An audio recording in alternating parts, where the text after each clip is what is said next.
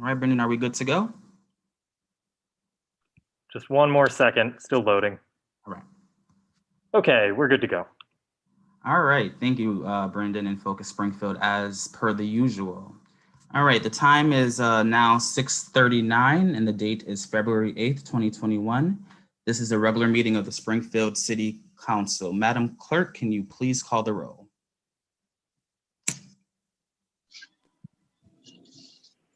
Councilor Edwards. Present. Present. Councilor Letterman. Present. Present. Councilor Gomez is resigned. Councilor Allen. Present.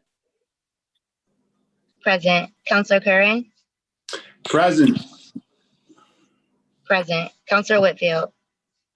Here. Here. Councilor Ramos. Present. Present. Councilor Brown. Present. Present. Councilor Walsh. Present. Present. Councilor Davila.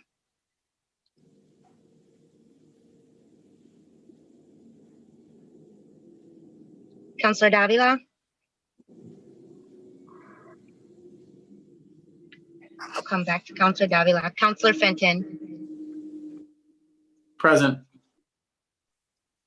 Present. Councilor Hurst. Present.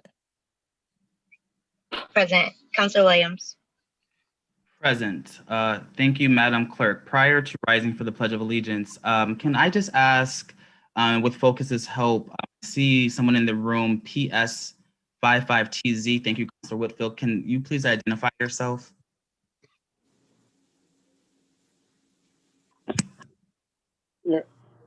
Gordy Marconi. And sir, can I just ask who you're affiliated with this evening? Sanjay Patel. All right, appreciate it. Thank you. And I'm sorry, could you spell that for me, sir?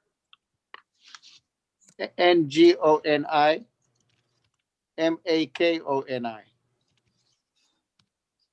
Did I get that right? Yes. Perfect. Thank you. All right, at this time, will the council and any guests please rise for a moment of silence, followed by the Pledge of Allegiance.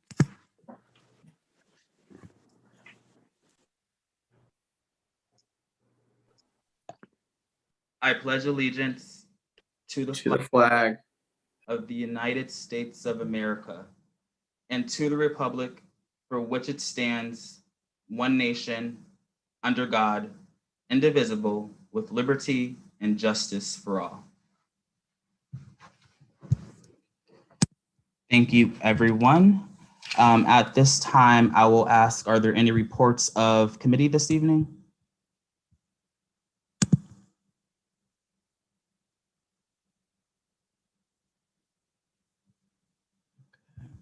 We can start with Councilor Walsh.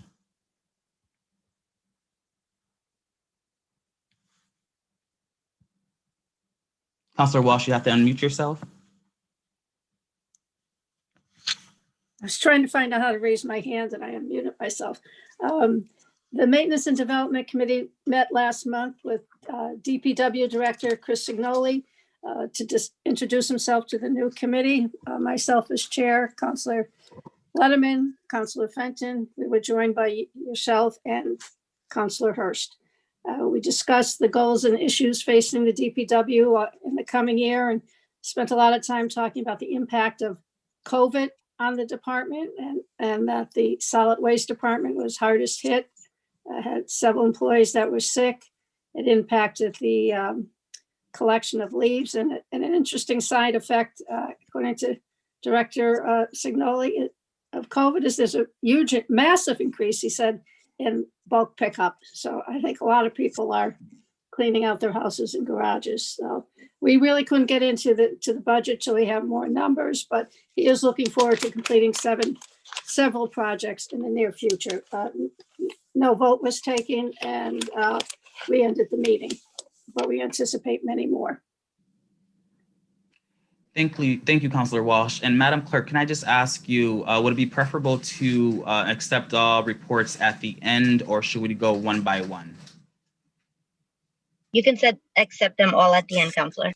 Perfect. All right, thank you. Next, I'll have Counselor Letterman. Thank you very much, Mr. President. Rise this evening with a report for the COVID-19 response subcommittee. The COVID-19 response subcommittee has met 3 times since our last meeting on January 19th, January 26th, and February 2nd. At all 3 meetings, we were joined by various counselors, including yourself, Mr. President, as well as the Commissioner of Health and Human Services, Helen Colton Harris, who was able to brief counselors on the ongoing municipal response to the COVID-19 pandemic. On the 19th, we received a general overview from relevant department heads regarding their efforts in responding to the COVID-19 pandemic. On January 26th, we met with community organizations involved in food security efforts, and we're able to get some more information to share with constituents regarding those efforts. And on February 2nd, we met with representatives of our federal legislative delegation and discussed needs of the city and its residents relative to the ongoing negotiations in Washington over the federal stimulus bill that is pending. I do want to just report on one item out of the February 2nd meeting. We resolved in that meeting to send a letter to Governor Baker and Secretary Sutters regarding the future rollout of vaccinations as the phases advance. And that letter was sent, signed by the majority of the city council to the governor's Western Mass office, specifically stating that we are looking to see vaccine doses prioritized for local distribution in our neighborhoods to residents, specifically in the city of Springfield. We are in communication now with the Western Mass office director to schedule a meeting both with representatives of the office and HHS, but tomorrow's meeting will be with the state legislative delegation, hopefully to address the same issue. So that is the report from the committee, Mr. President. And I would only add one item, which is I'm hearing very concerning reports today relative to very long wait times at the Eastfield Mall location, very different from what yourself and I saw during our visit there last week. And so I have reached out to the team there at the Eastfield Mall to see what's going on. And hopefully we can discuss that tomorrow with our legislative delegation. Thank you. Thank you, Counselor Letterman. Next, I will have Counselor Edwards.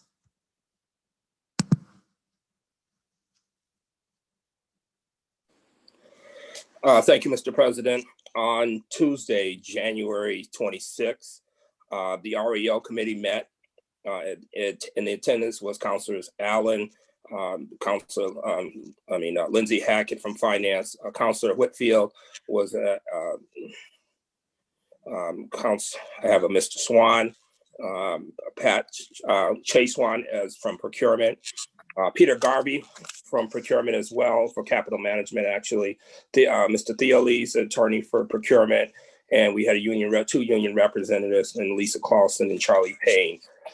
This is the first meeting since the COVID of the REO, and so we were able to update projects and where they stand, and for the upcoming Brightwood Elementary School, East Forest Park Library, the Big Y Warehouse, and the SciTech boiler.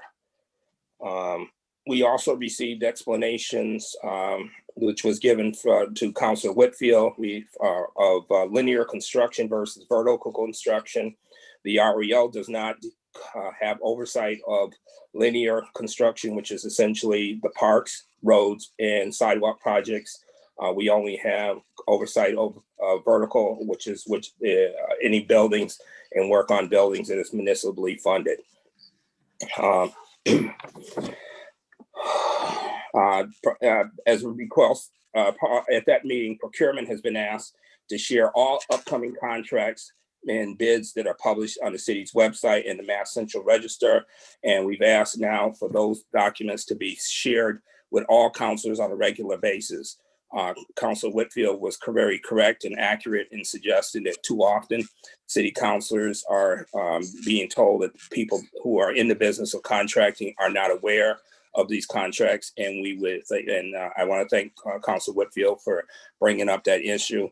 And procurement has agreed now to make sure on a regular basis what can be publicly shared with us without violating any privacy or anything like that will be shared with us. I also Brightwood School is moving out for bid, or should be ready for move in June. Correct that. They're starting to move into Brightwood, the materials in June, and they expect the school to open, depending on COVID, in September. DeBerry is the one is going out for bid, should be out for bid by late March. And I believe we also the final item that I'd like to report is that the REO committee has agreed that we will be meeting on the third Tuesday of every month going forward. And I will attempt to make at least one report per month of the REO committee. All members are welcome, as well as the public. We are still obviously doing these through Focus Springfield, so we wish to thank them for their assistance.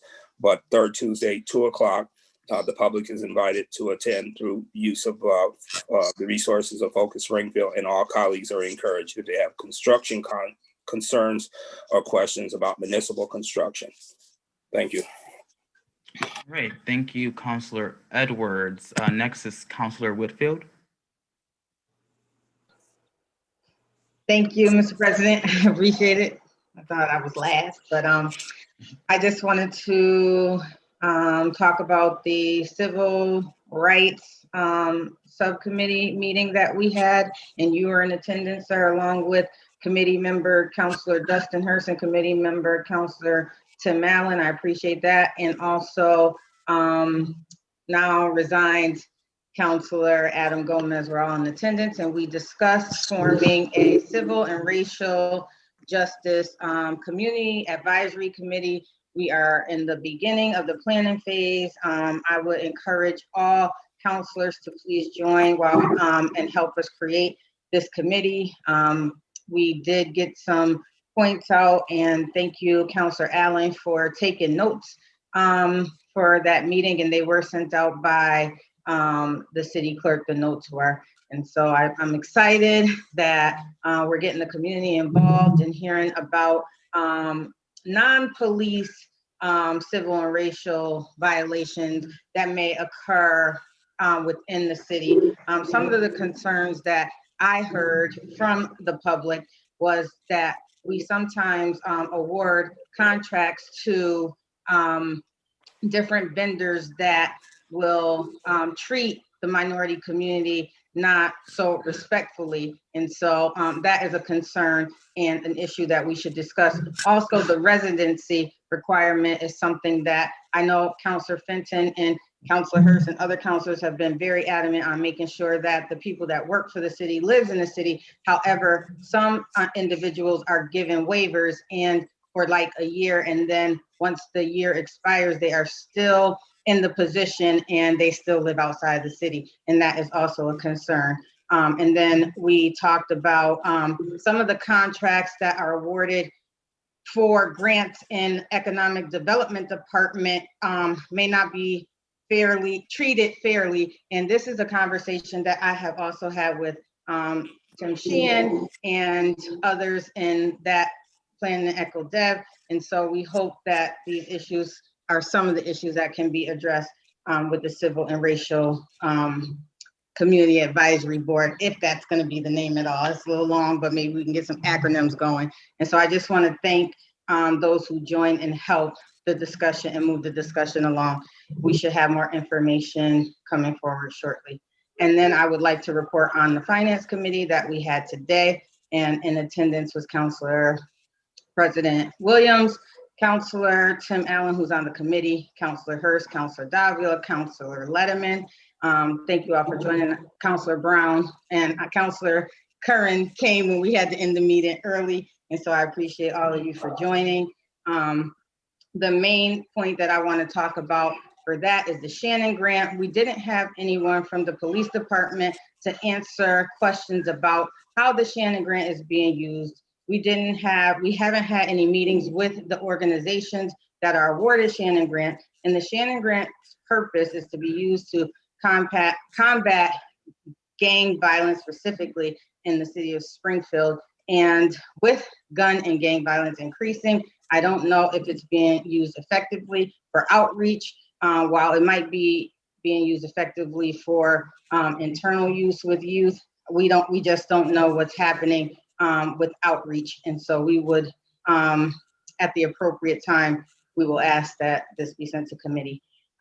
So those are the major points. Also, and finally, we did talk about contracts that Councilor Letterman brought up and Councilor Fenton has brought up many a times in the past about contracts that we approve for 5 years that don't have to come back to the council for approval once we approve the 5-year term limit. And if they were 3-year, I think they would have to come back to the council to approve the actual contract. But once we approve the 5-year term limit, they don't have to come back to the council. So we don't necessarily know what is in the contract when it goes out for bid and it comes back and it is awarded. We don't know what's in that specific contract. And so for Councilor Letterman and Councilor Fenton, that is an issue. And I do agree that we should know what is being provided by vendors that we are hiring in the city. And that will conclude my report out. Thank you. All right, thank you, Councilor Whitfield. Next and last, we have Councilor Malo Brown. Just, Thank you, Mr. President. On January 25th at 5 o'clock, Economic Development met. I want to thank you for attending, and a large amount of my colleagues was in attendance. We basically just went over the phase 1 implementation blueprint plan. This was just a basic overlay with Tim Sheehan. He brought a presenter in named Tim, who did a very thorough PowerPoint plan presentation. It was very informative. Just basically, it was more of a review of what's going on. That's it. Thank you, Mr. President.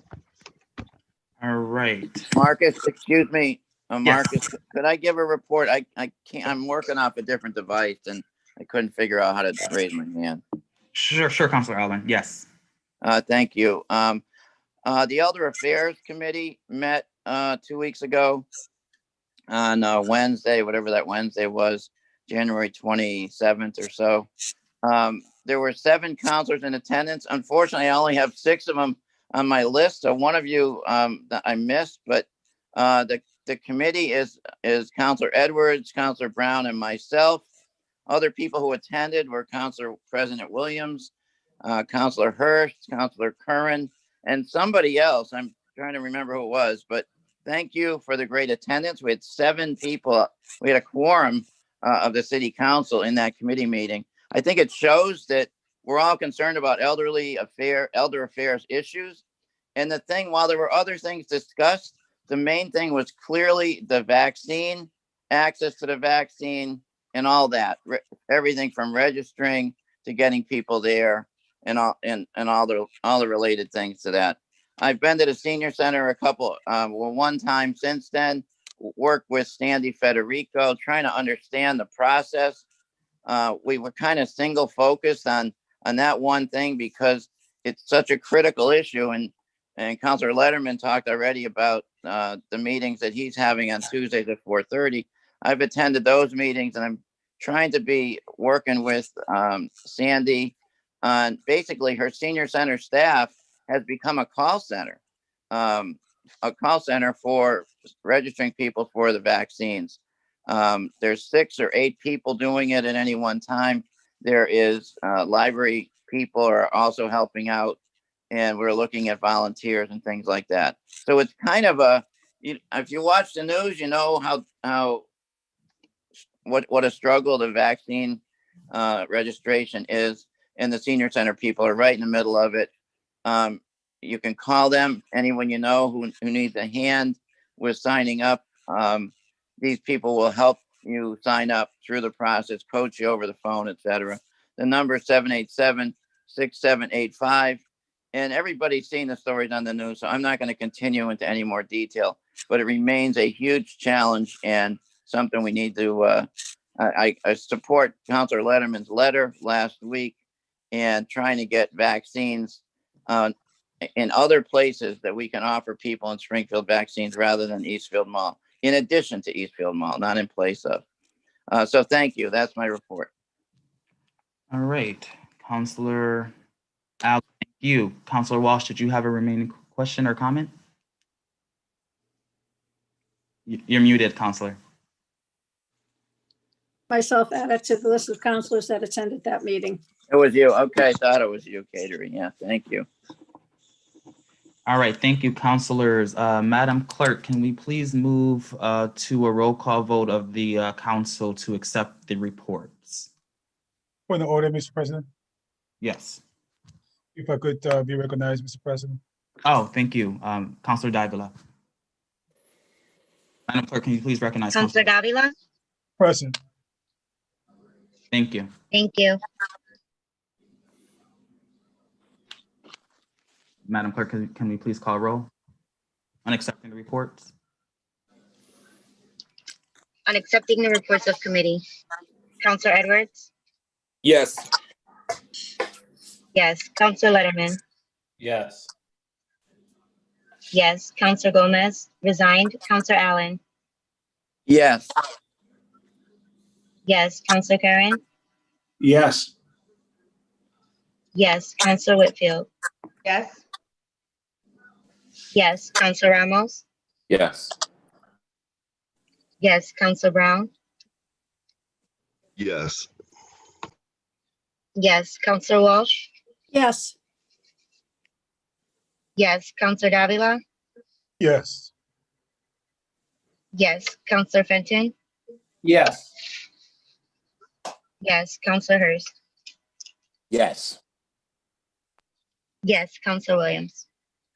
Yes, the reports are accepted.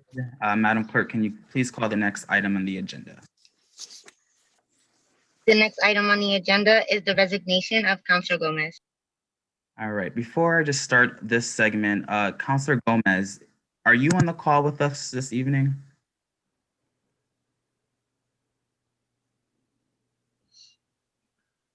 It does not seem that he is, but counselors, as you are all aware at this time, Counselor Gomez has submitted his resignation letter to the city clerk.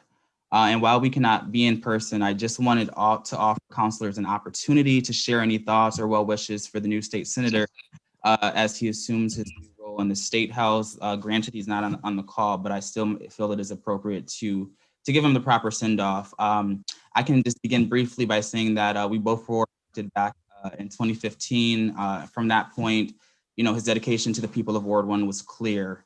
And while we may be losing an advocate, we will also be gaining a new ally on Beacon Hill. So to Councilor Gomez, I just want to thank you for your endeavors and your contributions over the years to make this a more inclusive city. So at this time, I will just open it up to the floor to see if there's any remarks to share on behalf of Councilor Gomez at this time. Councilor Edwards. All right, first, I thank you, Mr. President. I'd just like to say to my colleague that he has appreciated and I've really enjoyed his service to the city of Springfield. I look forward to continuing our relationship now that he's working as my senator or our senator. Very proud of his ascension to this position and wish them but Godspeed in everything that he does and much success.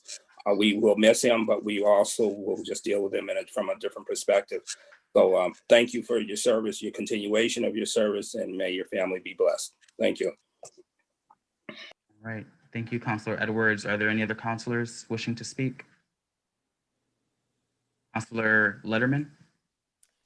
Thank you very much, Mr. President. I know before us tonight is the acceptance of Senator Gomez's resignation from the city council, and we certainly will respect his wishes, but I think we all know we wish we didn't have to. You know, Senator Gomez is really one of the individuals on this council who, you know, his heart was so big, his passion and connection to his constituents was so deep. And I think that that is the reason why he's gone on to the state Senate. I know many of us were very proud to support him for that role. And I think there's much more that we could say. I'm hoping, Mr. President, that, you know, once we are able to return to the chambers, hopefully in the future, that we might be able to present Councilor Gomez with the same type of recognition that we normally afford outgoing councilors. But suffice it this evening, just to say Godspeed to our good friend. And we know that we will continue to be working closely together, all of us, with Senator Gomez in his new role. All right, thank you, Councilor Letterman. Councilor Davila. Thank you, Mr. President. Senator Gomez, mi hermano, best of luck to you. It was truly a pleasure working with you in the City Council. You are truly an inspiration. The odds were against you, you prevailed. You are truly the warrior that we need. And I'm quite positive, Senator Gomez, that you are going to continue to fight for Springfield with the same tenacity that you fought here in the City Council. So my best wishes to you. Godspeed and God bless. Thank you, Councilor Davila. Next, we have Councilor Curran. Just to again echo my colleagues' comments. Congratulations to Senator Gomez. This is the first time we'll have a state senator living in the city for about like 10 years or so. And certainly the city of Springfield is so dependent on state assistance. It's great to have somebody like Senator Gomez in there fighting for our city. So best of luck on Beacon Hill. Great, thank you, Councilor Curran. I see that actually Councilor Gomez, or State Senator Gomez now I should say, has joined us. Are there any other comments from councilors before I turn the floor to him? Yes. Councilor Fenton and then Councilor Allen. Yeah, I feel the same way. I think this is bittersweet. We're very proud of Councilor Gomez, our close friend and colleague, for his ascension to the state senate, and we know that he'll do a great job and make us proud here in Springfield. Sad to lose him on the council. They're very big shoes to fill. When Councilor Gomez gave you his word or he spoke on an issue, you always knew it was coming from the heart. And in this business, there's no higher compliment you can pay. So I consider him a friend and wish him all the best of luck. And we'll be in touch because I'm sure there'll be a lot of things that the city will be reaching out to him for some help with. Okay, thank you, Councilor Fenton. Councilor Allen. Yeah, thanks, Mr. President. Councilor Gomez or Senator Gomez, I guess you're on now. I just want to say that there's no doubt about your heart and the passion. Everyone has spoken about that already. I want to add my feelings about your head. You are, I've always been impressed with your grasp of the issues, your grasp of the policy. You seem to have an affinity for the policy that's going on in Boston. You seem to be up to speed on it. And I think that you bring a lot to the state Senate. And I don't think you should sell yourself short with at all. Not that you would, but with what you with the policy side of it. We know you're going to do whatever you do with passion because we've seen that here for 5 years. You have a lot that you can bring to the process in Boston, and I wish you the best and hope to keep in touch and look forward to working with you on some of that. Thank you for your service. Thank you, Councilor Allen. Next, we have Councilor Whitfield, followed by Councilor Hurst. Thank you, Mr. President. So I wasn't going to speak if you wasn't going to be here. That just felt weird to me. But since you joined, former Councilor Gomez and now Senator Gomez, I am just really, really blessed to have met you before I became city councilor. When me and Jesse was marching in the street. I didn't even know either of you at that time, but I seen pictures and we were together. And from there, we just grew and it's been a great relationship. I learned a lot from you, but you listened to me, and I can be over the top sometimes. You kind of like calm me down, like listen. And you did talk my ear off when we sat next to each other, but I really appreciate you and everything that you bring to the table. And I know you're going to rock it for the city of Springfield at the State House. And I'm just glad that we had the opportunity to work together and our work together is not done. I hope that somebody with the level of your caliber takes this position because you are exactly what we need. And so I wish you the best. I'm not going to say goodbye. We're still going to be in touch. We're still going to get the work done. And I just really appreciate all that you have brought to the table for the city. So. Thank you, Councilor Whitfield. Councilor Hurst. Thank you, Mr. President. Senator Gomez, I can't stress enough that your absence will be missed. And I've already felt your absence, and you've only been gone for a few days. Your courage, the ability to speak out on issues that were difficult, issues that impacted your community, issues that impacted communities of color.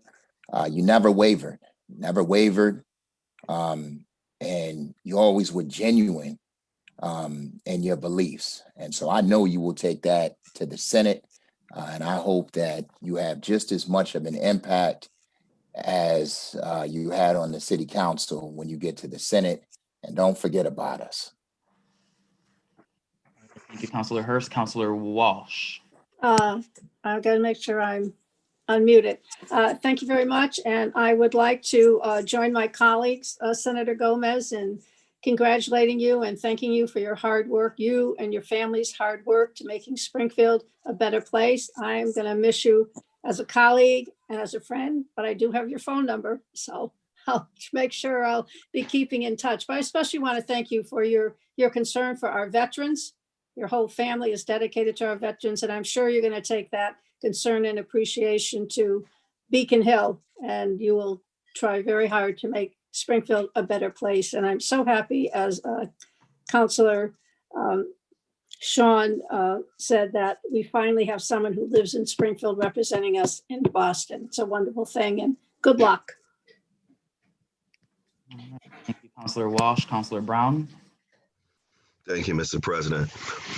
I also want to wish my colleague luck. I was at the Black History Month award ceremony, and we're leaving the city council room, and I see him looking at his name plate, starting to tear up. And I'm sitting here saying, are you kidding me? I had to stop him because I do know his love. I do know his love. And I had to stop him and let him realize, hey, man, you about to be a senator. But he really does love being a city councilor. And I want to wish you a lot of luck and love, brother. Thank you, Mr. President. Thank you, Councilor Brown. Councilor Ramos. President, thank you. To my brother, my friend, my dear friend, Senator Adam Gomez, it's been an honor and a privilege to serve with you on the City Council for these past 5 years. I very much looking forward to our next chapter together at the State House.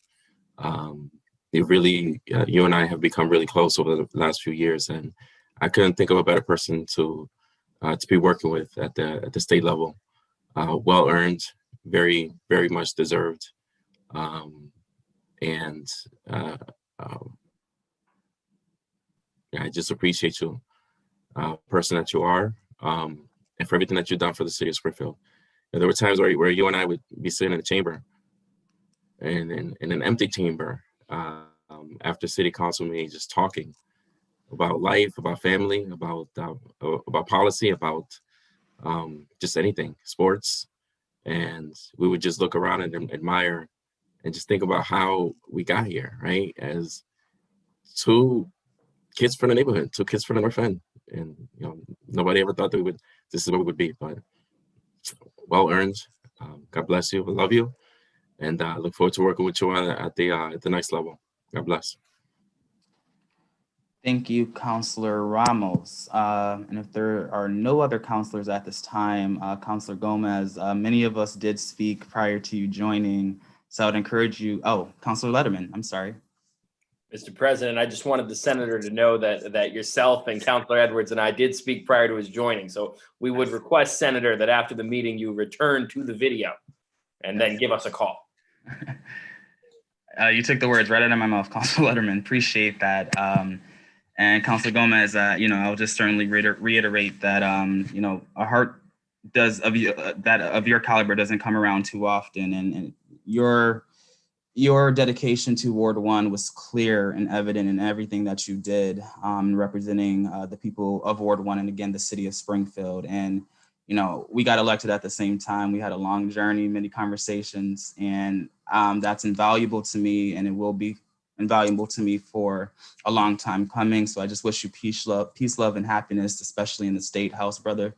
And, you know, I can't cry because I have a meeting to run, but I do appreciate you and all that you've done. And at this time, I'll give you the opportunity to also give a few remarks. Actually, President Yes. Williams, it's Tishina. Can I say something to Senator Gomez? Oh, well, feel free, please. Okay.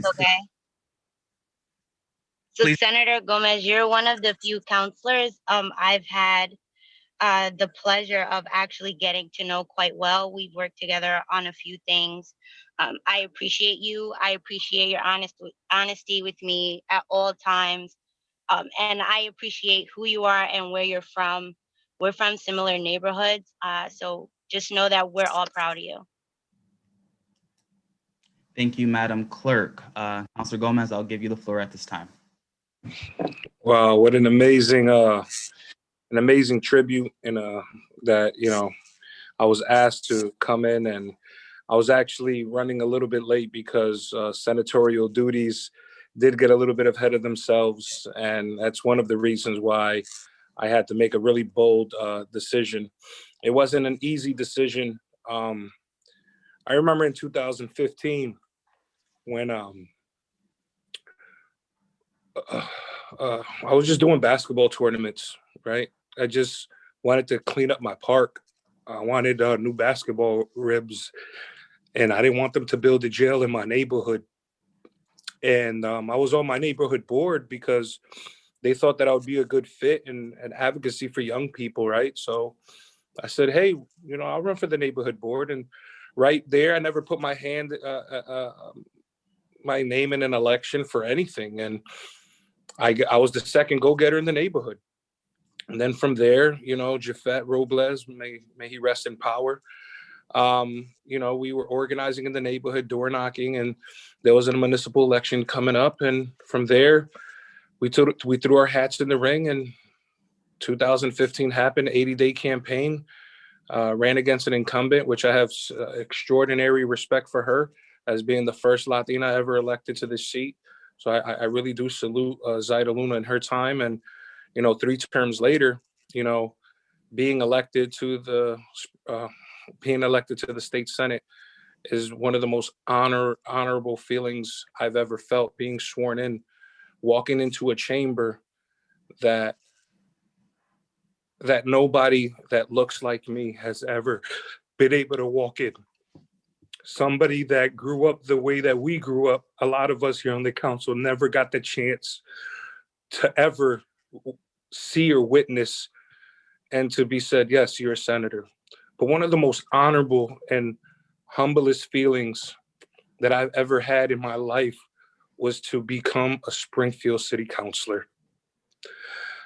The conversations with every single person that I served with, to E. Henry Twiggs, to even Tom Ash, where he was my first neighbor, to Tim Rook, to, you know, there were so many counselors that I was able to serve with from the past, to even, you know, Representative Bud Williams.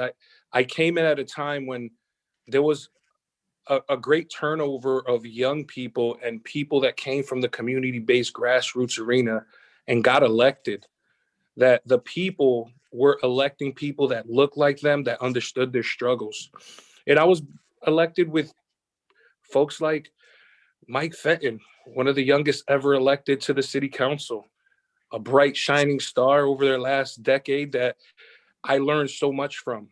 And being able to be the unquoted sergeant at arms, to be able to be there for my brother Orlando Ramos, be there for Justin Hurst, be there for Marcus Williams, and also now be there to support, before I left, the first Black woman ever elected as the vice president of the city council, Tracy Whitfield.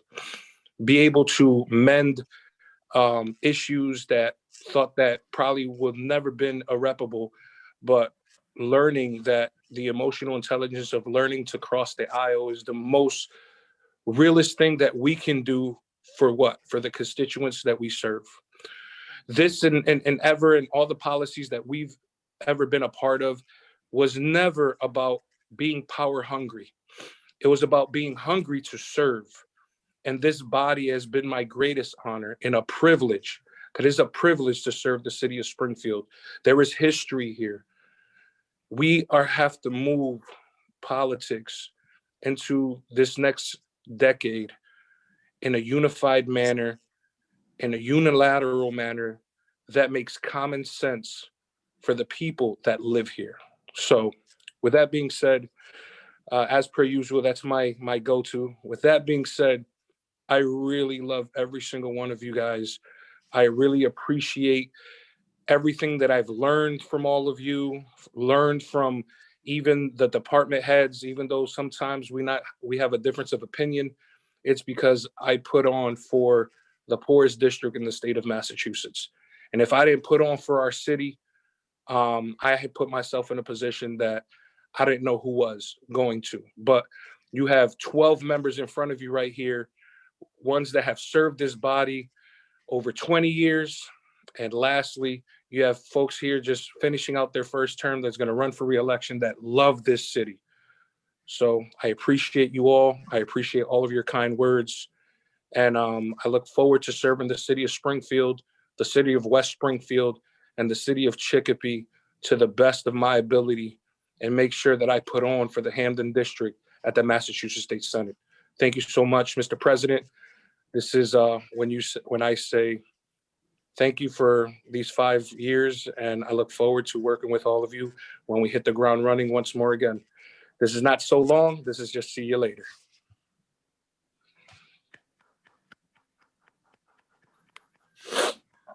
Thank you, Councilor Gomez. Job well done. I think a lot of us would say that. Job well done. Just to inform just the folks that starting today, the City Council office has begun accepting resumes and cover letters to replace Councilor Gomez for the Ward 1 seat. And there will be also subsequent meetings during this process, during that week, the 2 weeks that this phase is open with the council to discuss next steps as well. So I just wanted to offer that at this point in time. And Madam Clerk, can you please call the next item on the agenda?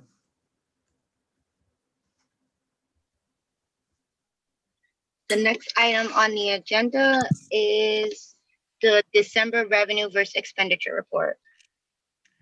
All right, is there anyone present to speak to this item? Thank you, Mr. President. Patrick Burns, City Comptroller, 90 Clement Street, Springfield, Mass. Tonight you have the December revenue versus expenditure report. This represents the half point of the fiscal year through 6 months. Our revenue is at 50%. It's exactly where we should be. And our expenditures are at 49%, slightly lower. And that's really just due to the seasonality of our payments. So we're in good shape, and we're on track to stay within budget. I will mention that there is an item, there's 2 items tonight on the agenda that will be transferring money from the reserve for contingencies line item. And after those 2 transfers are complete, if they are adopted this evening, there will be a balance of $1,470 available. Thank you, Pat. Is there any questions or comments from the council? Councilor Davila.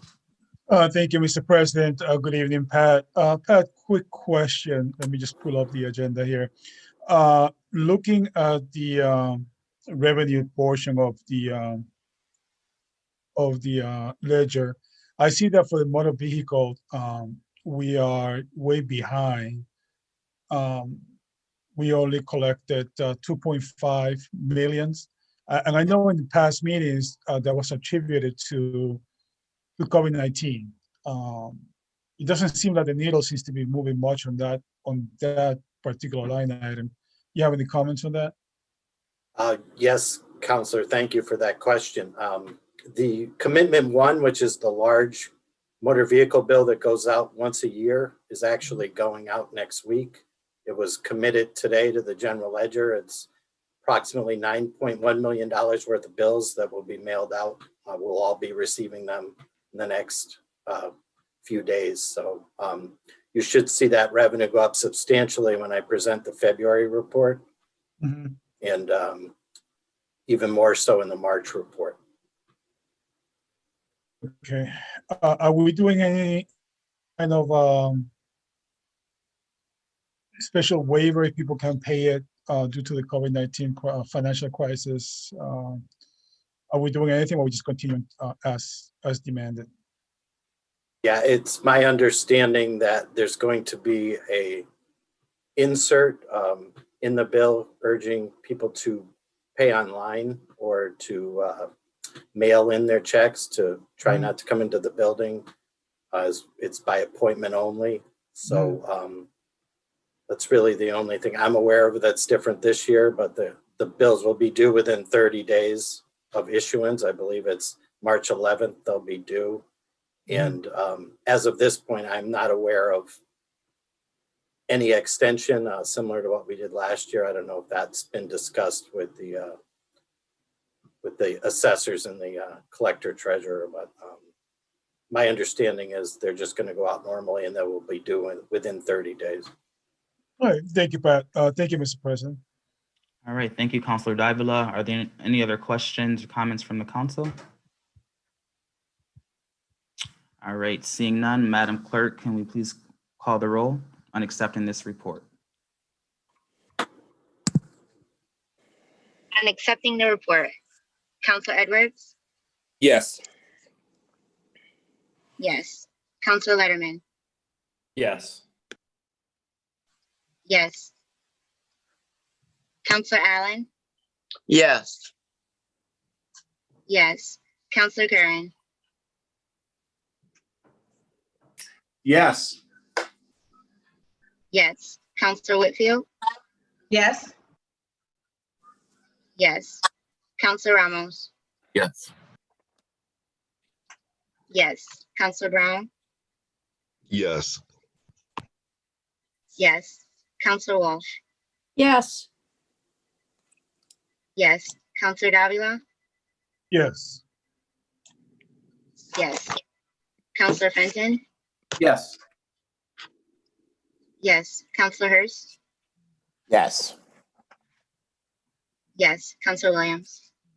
Yes. Item is approved. Madam Clerk, can you please call the next item on the agenda? The next item is continued. It's a special permit for a pre-existing non-conforming use at Northside Boston Road, 472 Boston Road.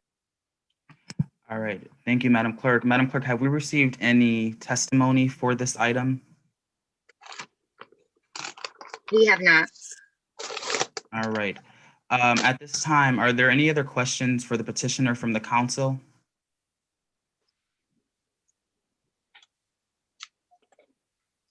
Again, I will ask, are there any other questions for the petitioner from the council? All right, seeing none. Is there any further deliberation that the council would like to have amongst themselves? I will ask again, Councilor Ramos. All right, just very quickly, Mr. President, I just want to say that this particular proposal is right in my district, both near my district and also near my house. So I drive by all the time. It's been a vacant lot for a very, very long time, and I'm glad to see that it's finally going to be utilized. So I just want to thank the gentleman for his investment in the city of Springfield. He does have a good reputation here in the city, and I congratulate him and look forward to seeing what becomes of that property. Thank you, Mr. Ramos. Thank you, Councilor Ramos. I will ask the council one last time, is there any further deliberation amongst yourselves that you would like to have at this time? All right, seeing none. At this time, the hearing portion is closed. And this will require a supermajority vote for the council of 9 votes. Madam Clerk, can you please call the roll on approving the special permit? Can I have a motion to approve in a second from the councilors, please? Yes, thank you, Madam So Clerk. moved. Second. It has been properly seconded. Madam Clerk, can you please call the roll at this time? On approving the special permit, Councilor Edwards? Yes. Yes. Counselor Letterman? Yes. Yes. Counselor Allen? Yes. Yes. Counselor Curran? Yes. Yes. Counselor Whitfield? Yes. Yes. Counselor Ramos? Yes. Yes. Counselor Brown? Yes. Yes. Counselor Walsh? Yes. Yes. Counselor Davila? Yes. Yes. Counselor Fenton? Yes. Yes. Counselor Hurst? Yes. Yes. Counselor Williams? Yes. Special permit is approved. Counselor Edwards, can you please call on the reasons for approval? The specific site is an appropriate location for such a use, structure, or condition. The use as developed will not adversely affect the neighborhood. Adequate and appropriate facilities will be provided for the proper operation of the use. To incorporate the planning staff analysis into the decision as the basis of the findings. Thank you, Counselor Edwards. Madam Clerk, can you please call the roll on accepting the reasons? On accepting the reasons, Counselor Edwards? Yes. Yes. Counselor Letterman? Yes. Yes. Counselor Allen? Yes. Yes. Counselor Curran? Yes. Yes. Counselor Whitfield? Yes. Yes. Counselor Ramos? Yes. Yes. Counselor Brown? Yes. Yes. Counselor Walsh? Yes.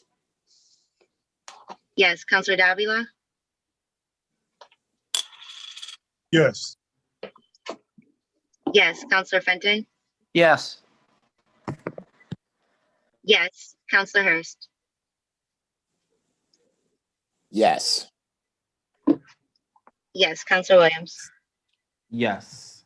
The reasons are accepted. Madam Clerk, can you please call the next item on the agenda?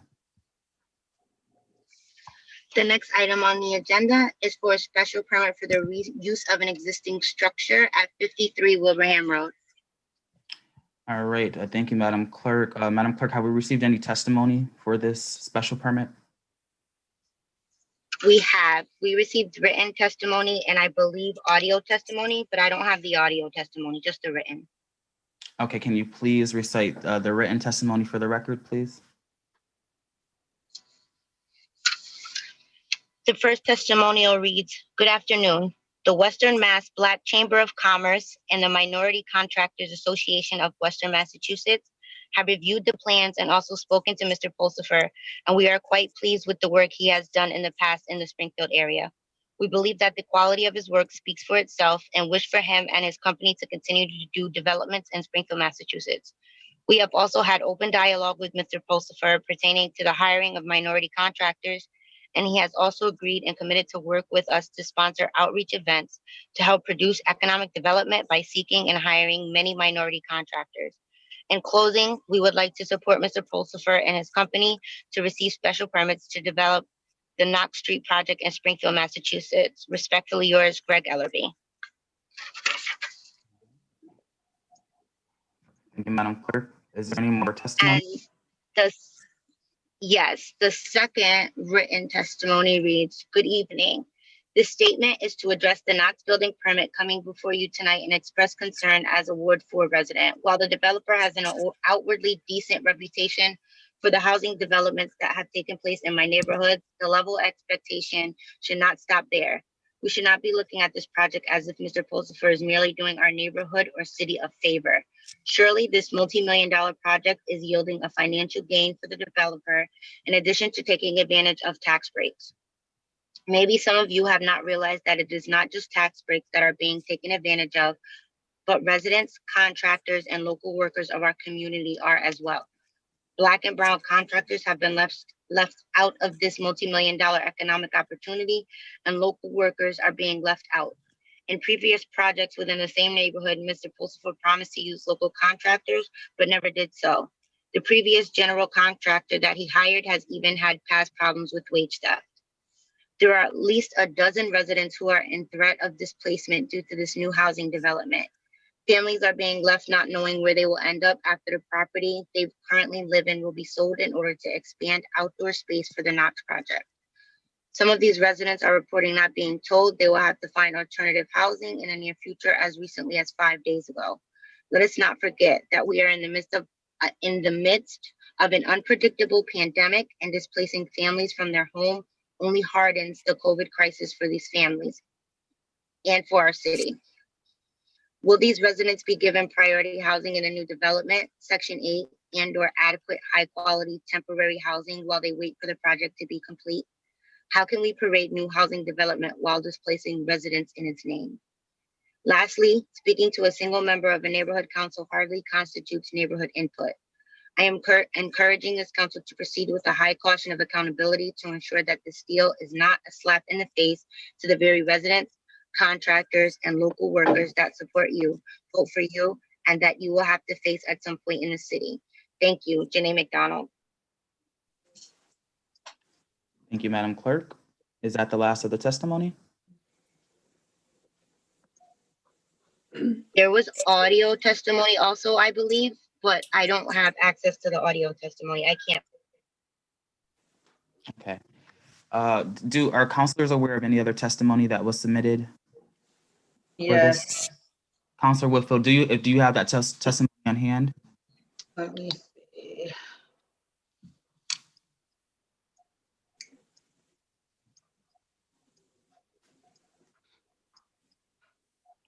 Thing is slow right now. I did send it to Susan and Kelly. And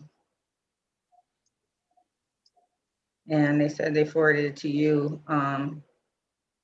Attorney Davis. Mr. President, if I may. Yes, Counselor Davila. Thank you.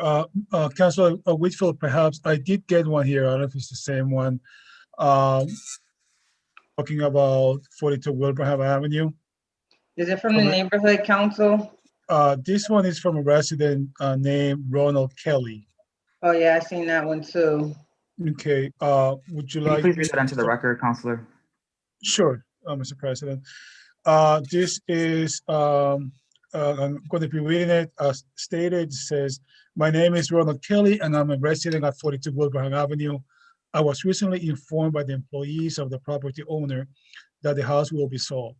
This news came as a shock and I feel like I now have to scramble to figure out where to live.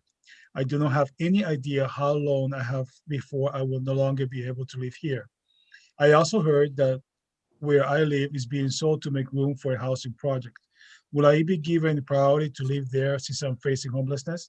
Will I live in between? Where will I live in between that time that I have to get out and the project is taking place? This all seems really unfair, and I know I'm not the only person in this situation. I'm asking the City Council to help me on the other residents facing this problem. Thank you, Counselor Davila, for reading that into the record. Counselor Whitfield, Clerk, do we have the other piece? I believe, if I'm not mistaken, I thought that Mrs. Osborne had submitted testimony. She did. The only thing, I'm sorry, Counselor, the only thing I see is that they were supposed to be added for public speak out, but I didn't receive another email after that. But I'm also locked out of my city email and have been getting them to my personal email. So I'm not certain if I might have missed it. Counselor Letterman? I do, okay. I'm sorry, Counselor Whitfield. I would defer to Council. I found the letter, but if the letter is to Councilor Whitfield, so I will defer to Councilor Whitfield. All right, Councilor Whitfield, please. Okay, it says update on Knox housing project. Pursuant to the Monday, January 25th, 2021 City Council meeting, the presidents of Upper Hill and Old Hill neighborhood councils met with First Resource Gordon Pulsifer and his team In addition, Ed Whitley, Deputy Director of Neighborhood Services, attended the remote meeting as a courtesy to Mr. Pulsifer, although not invited by either council president. It was mutually agreed that dialogue regarding the Knox housing project should have occurred much earlier rather than after a delayed permit vote. It also collectively noted that an unnecessary negative effect would have occurred if this project were to move forward without appropriate community involvement at that time. In an effort to move forward, we have expedited our meeting with board members. Mr. Pulsifer is invited to present to our separate boards this week, and will we host a combined resident and stakeholders public forum for his presentation the week of 2/15, after which time our separate councils will vote regarding this project as well, provide community suggestions, etc. for the project. We look forward to partnering with all organizations to enhance the quality of life within our community. Trust is paramount with city government and officials, especially when the history has reflected otherwise regarding developments in our community. It is of the utmost importance that the city council recognize the unequal power dynamics of this situation this time, moving forward, and always ensure intentional engagement of neighborhood councils from the start, even during a pandemic. Sincerely, Adrian Osborne, President Upper Hill. It says Upper Hill, and Barbara Gresham, President of Old Hill. I think it just ran over. I can't see it that well on my phone. Thank you, Councilor Whitfield, for reading that into the record. Clerk, is that the public testimony we received thus far? That I'm aware of, yes. Okay. All right. And since we've received testimony at this time, is there someone here to speak to this special permit? Are you talking about the petitioner? Yes, petitioner, yes. President Williams? Yes, Yes. I'm Gordon. Please state your name and Gordon Pulsifer, First Resource Development, 2001 Washington Street, Hanover, Mass. I ask that the City Council consider favorably tonight and vote in favor of the Knox project special permit to keep this project moving forward. I realize that the neighborhood associations that we talk to want to speak further about the projects, which I'm very willing to do. So I would suggest that maybe we move forward with the vote and also meet with the neighborhood councils. We've given them an entire overview of the project. As to using local contractors, minorities, I presented to the city councilors today. I hope everybody has seen it. What happened across the street as far as construction contracts awarded by the general contractors. There were MBE and WBE awarded contracts of totaling 23% of the total construction cost. In addition, 35% of all worker hours were minority workers.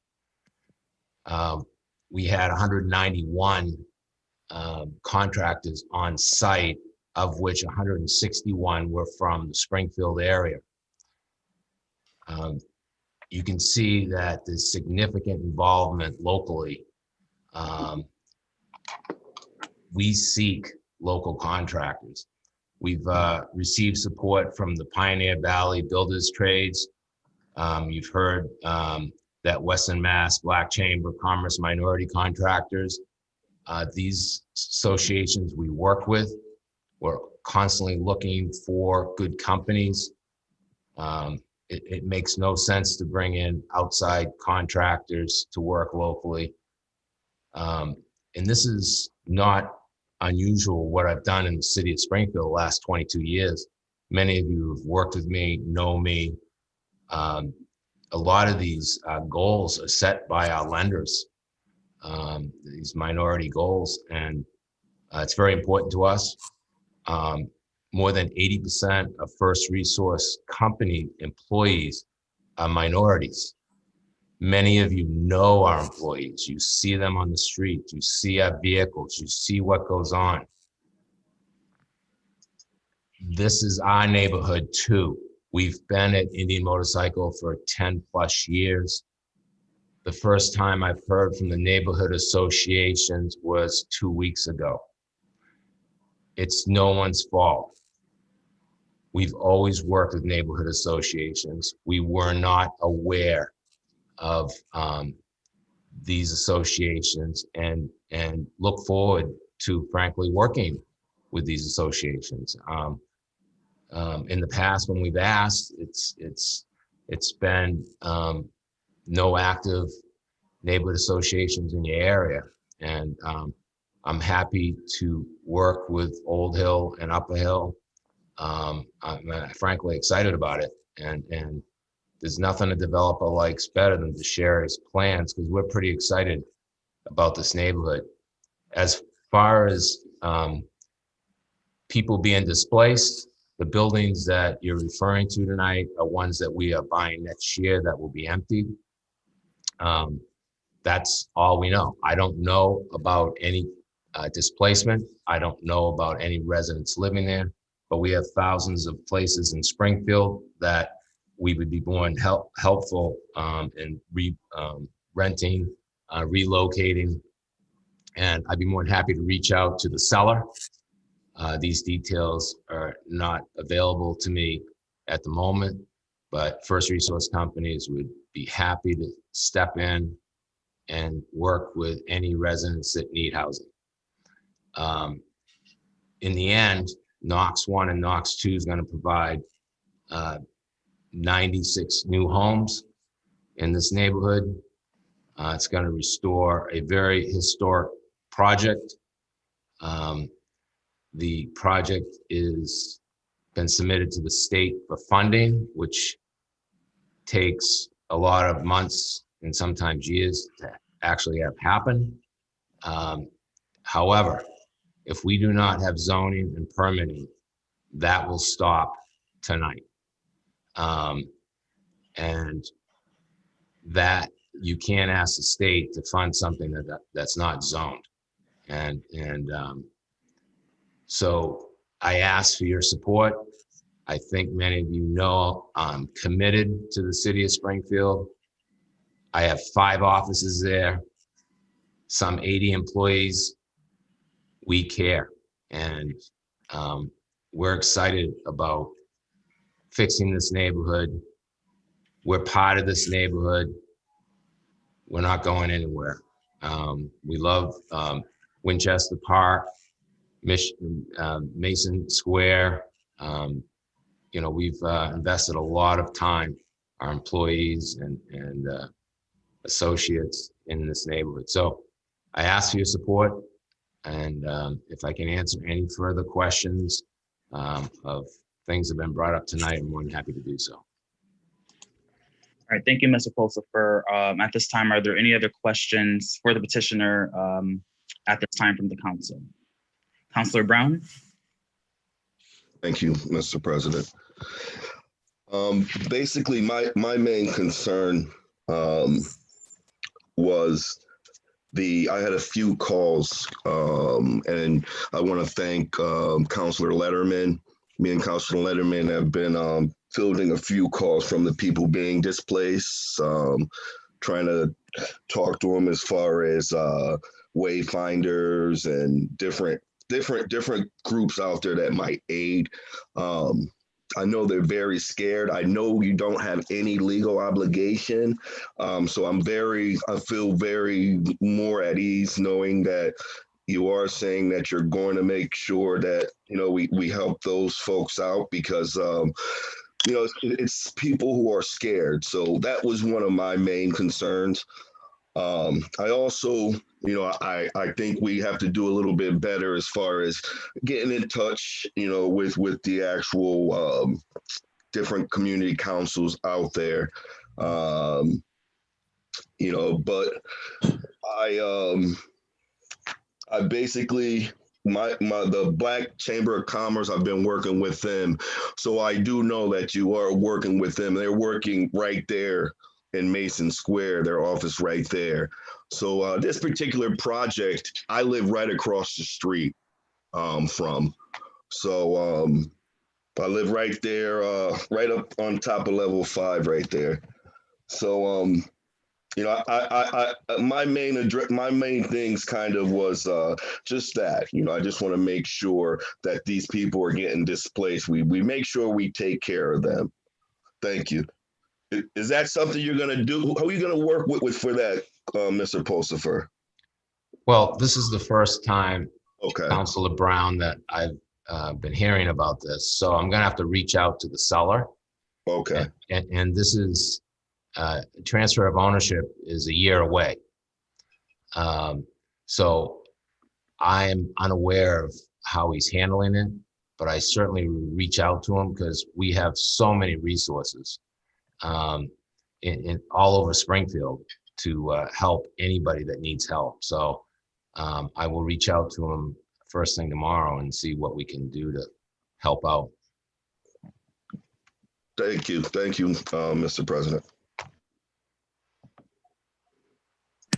Thank you, Councilor Brown. Before I move on to the next counselor, Councilor Allen, Madam Clerk, can you indulge me? I received a voicemail, sorry, not a voicemail, but an audio recording that seems to be for this particular project. Could you please direct me on how to handle that? Would we listen to the voice recording and then open up, have Mr. Pulsifer an opportunity to rebut that particular testimony? It depends on what the testimony is, but typically we've had the audio played. It's an opposition. Yes, it's to me, the impression that I received is that it's a concerned resident who is worried about displacement. Okay, so the audio would be played and Mr. Pulsifer would have an opportunity to respond.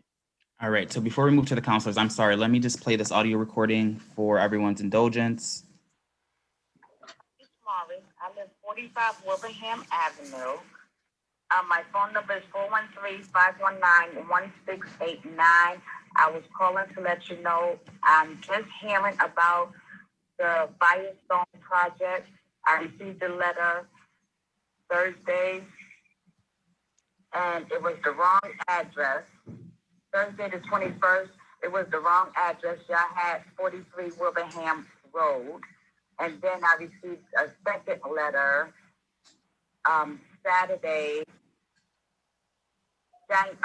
January 23rd. And y'all had the right address, but I didn't have time to call. But I'm calling to let you know I did not know anything about this project. I would like to know more information. Can somebody please get in touch with me? Thank you very much and have a nice day. All right, thank you, everyone. Mr. Pulsifer, would you like an opportunity to respond? Mr. President, I thought she said 45 Wilbraham Ave. That's not one of our parcels. So I'm not sure of her location.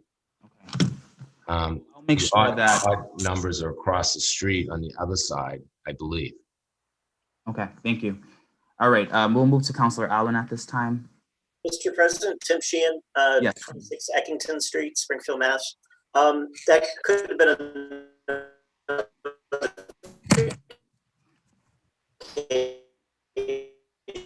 I'm sorry, Tim. Basically on the zoning, I'm sorry, Tim, you're breaking up. Oh, it could have been just an abutters notification of the action. Oh, I see. All right. Thank you for that context. We can move to Councilor Allen at this point. Mr. President, I'd be happy to defer to Councilor Davila and Councilor Whitfield and then speak after them. All right, Councilor Whitfield and then Councilor Davila. Thank you very much. Gordon, I really, truly appreciate all the work that you've done in the Mason Square area. I do believe that you have the best intentions for the neighborhood. However, we have been getting a considerable amount of complaints, and I would be remiss if I overlook the fact that some of the complaints are just merely notification and conversation, having conversation with the community. It's nothing drastic. No one's against, completely against the project, just feel like they're being left out of the conversation. And, when I see projects in other neighborhoods, I see people go out of their way to talk to like the East Springfield Neighborhood Council, is where I live. And so I know that happens, and even the New North Citizen Council and some of the other neighborhoods. And I guess it just feels like kind of like a slap in the face that if all efforts were made, and I'm not saying that you didn't make an effort at all, I'm not implying that that this communication or this conversation couldn't have happened. And so I do just have to say that, because these are people from the neighborhood, and this is their real feelings, and even contractors. And on the displaced individuals, I've been getting calls and texts and Facebook messages regarding that too, and their fear. And I do recall last meeting that Council President Hurst said that, former Council President Hurst, sorry, Council President Williams, that he hopes that you will take some consideration to make it a priority that these individuals that will have to leave their homes, these are in fact their homes, will get some type of priority. So I did bring up the fact that these houses have families in them, and you said at that last meeting that from your understanding, the homes will be vacant by the end of the year by the time you acquire them, but right now they're not, and some families are being displaced. And so we do also have to take those families into consideration, because they are scared. It is COVID time and it is hard. And so I just wanted to ask you, is there anything that you can do at all? Or is this something you have to take back to your team? I understand if you can't answer right now. And would you also be willing to have a meeting with the neighborhood councils just to create as much peace as we can? Thank you, Councilor. Mr. Pulsifer. Thank you, President. Councilor Whitfield, I'm more than happy to meet with the neighborhood associations. Like I said, I didn't even know they existed until 2 weeks ago. This is our neighborhood. I have been there for an awfully long time, and no one has ever reached out to me. And I was delighted to hear that there were 2 active neighborhood associations for me to talk to. So I'm very happy to meet with them. And we've been we did meet on a Zoom call. Unfortunately, they are unable to rally all their troops. And I realize everyone's busy, but we made several attempts over the last 2 weeks. And I know we're gonna get it done, and I'm excited about it. And I'm also excited about showing them Indian Motorcycle and inviting them over and to see up close what we do and how excited I want them to meet my company, my staff, my employees, because when you meet the heart of our company, I know, Councilor Whitfield, you've been to Indian Motorcycle and you've met some of the folks, and their heart and soul is into this. And I can't speak highly enough about our employees and what they do night and day, 7 days a week. So I'm real excited about that opportunity. I'm also excited about helping the folks that are being displaced, because again, this is the first time I'm hearing about this, because the seller assured me when we closed the first quarter of 2022 that the buildings would be vacant. So I will reach out to him and see how we can assist, because I know we can, and to promise them housing in Knox 1 and Knox 2, it's just so far away. that, I'd rather find them housing, work and find them housing right now. Oh, that's wonderful. So learning about this is good to know, and I'll reach out to the seller and see what we can do. Thank you. And this will be my final comment, Mr. President, if you don't mind. I just want to say thank you for your willingness. You have been a great ally for me. When I reach out, Jennifer responds right away. I asked for video for, not for the fire, but prior to the fire, before the fire even happened. And without hesitation, you all have been willing to give that footage. When someone was vandalizing MLK building and they brought it to the C3 meeting, it's without hesitation that you guys jump in. And so I just want to make sure that we can all get along, and it is all of our community. However, these folks just have lived there forever. So, they're embedded in this community, and I just want everybody to have the proper respect, including you, including them, and just get to know each other, because I'm pretty sure that when they do get to know you and your team, and when you get to know them, it will be a great, wonderful relationship. And I definitely appreciate your willingness to help those folks that's going to be displaced. And Jennifer, if you don't mind, I need to give you a call tomorrow about something else. But thank you very much for your willingness. That was a great response, and I definitely appreciate it. Well said. Thank you, Councilor Whitfield. And I just want to give an early caution to councilors that the time is now almost 8 o'clock, and we are almost just on the 5th or 6th agenda item, and we have a lot more to go. So if you just could please keep your comments more concise, I would really appreciate it. Councilor Tim Allen. As I said, Councilor Davila can go before I'm me. sorry, Councilor Davila. Thank you. Thank you, Mr. President. Thank you, Councilor Allen. Mr. Pulsiford, I'd be as quickly as possible with my questions. First, let me thank you for, I have no doubts that you will indeed help the people that are going to be displaced with this project. But I think it's also important to quantify and put numbers to what we're talking about. Do we know, either you or Tim or Phil Drummond, who I see on the call, how many people are we talking about that are going to be displaced with this project?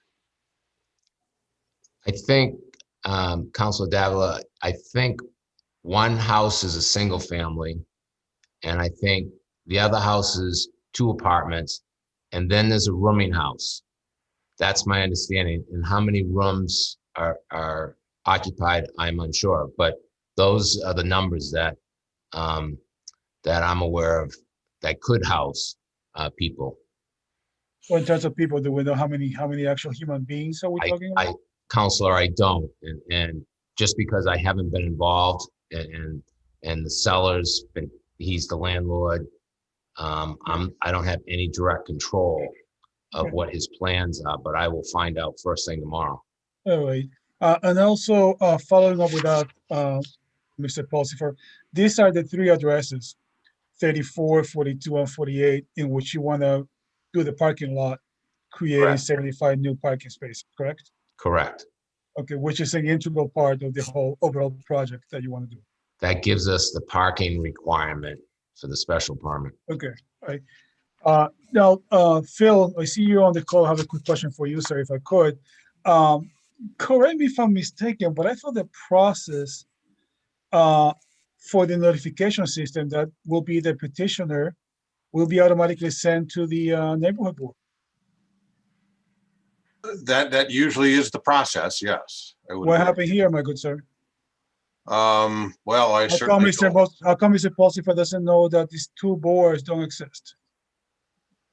I can't answer that question. The only I don't want to throw the city clerk under the bus, but the notices for the city council meetings do not come out of the Office of Economic Development. They come out of the city clerk's office. So I can certainly work harder with Sheena to make sure that gets done. I don't, usually in emails to petitioners, I usually include neighborhood councils. I don't recall sending an email to Gordon on this particular subject. Again, he's so it certainly may fall on me as well that I didn't provide the proper notification to Mr. Pulsifer, but we usually are pretty good at doing that. Phil, as far as I know, I mean, not to throw you under the bus, by no means, that I always get stuff from you in my neck of the woods. From the planning, for a planning board meeting, absolutely. The planning board notification comes out of my office, but I do not send notices out for a city council hearing. Councilor Davila, I'm gonna have to ask you to please keep your comments shorter before we move on. Can I, this is City Clerk Davis. Can I talk to Councilor Davila? Yes, Madam Clerk. Sorry. Councilor Davila, so what happened was there was a woman that worked in our office for years. And as a positive gesture, I guess you could say, she would send them to the neighborhood councils. When she trained the new person that's doing the notices, they weren't trained to also send them to the neighborhood councils. So it's something that hasn't been done for, I want to say, at least 2 to 3 years. But it's something that we're aware of now, so we're going to pick it back up. We'll make sure. Okay. All right. Thank you, Madam Clerk. Mr. President, I can look back later on my other points. Thank you. Thank you, Councilor Davila. Councilor Allen, did you want your opportunity at this point? Yeah, I'll talk at this point. Thank you. Phil, if I could direct my first question to Phil, would this, I believe where this building is located, I drove it around it today. I drove around it last week trying to get a feel for the area and the setup. I believe it's in Old Hill. Would you normally direct people to Old Hill in that situation, or would you also direct them to Upper Hill? Well, this happens to be right on the border. So, I usually tell people to go to the specific neighborhood they're in, but when you're on a location that's right on the border, I try to notify that you may want to contact the other, but I stated at the beginning of the process is really is a process that, I advise the petitioner to go to. It is not a legal requirement for the special permit, but I do try my best to advise everybody to go to them. But again, I think this is right on the border, so this is a little trickier. Okay, I didn't realize Upper Hill was that close to that area. So, okay. Mr. Pulsifer, obviously your work here has been fabulous. 80 employees. I was at the South End Community Center for basketball games this weekend, my grandkids, and with masks on and everything. And I know you did an awful lot of development work there, and it looks terrific. We're just in a little bit of a pickle here with this situation, and we need to figure out how to keep you happy and how to keep the neighbors happy. And the neighbors are just kind of being led into this process from what we're hearing. So you had said earlier that something will stop if you don't get the vote tonight or something. Could you explain what that meant? Certainly. We submitted a funding application 2 weeks ago to the state, and that assumed zoning. We had no idea that this was going to be a 2-week process. And we have a project sitting in the state asking for funding with no zoning to do what we're proposing. I'd like to circle back to your point, Councilor Allen, about the neighborhood association and where the line is. It's difficult for us to deal with too, as you could imagine, trying to get meetings with each to get through this process. I started looking at the lines, and they do weave between the projects. Upper Hill is more of Indian motorcycle, whereas the Knox is more of Old Hill.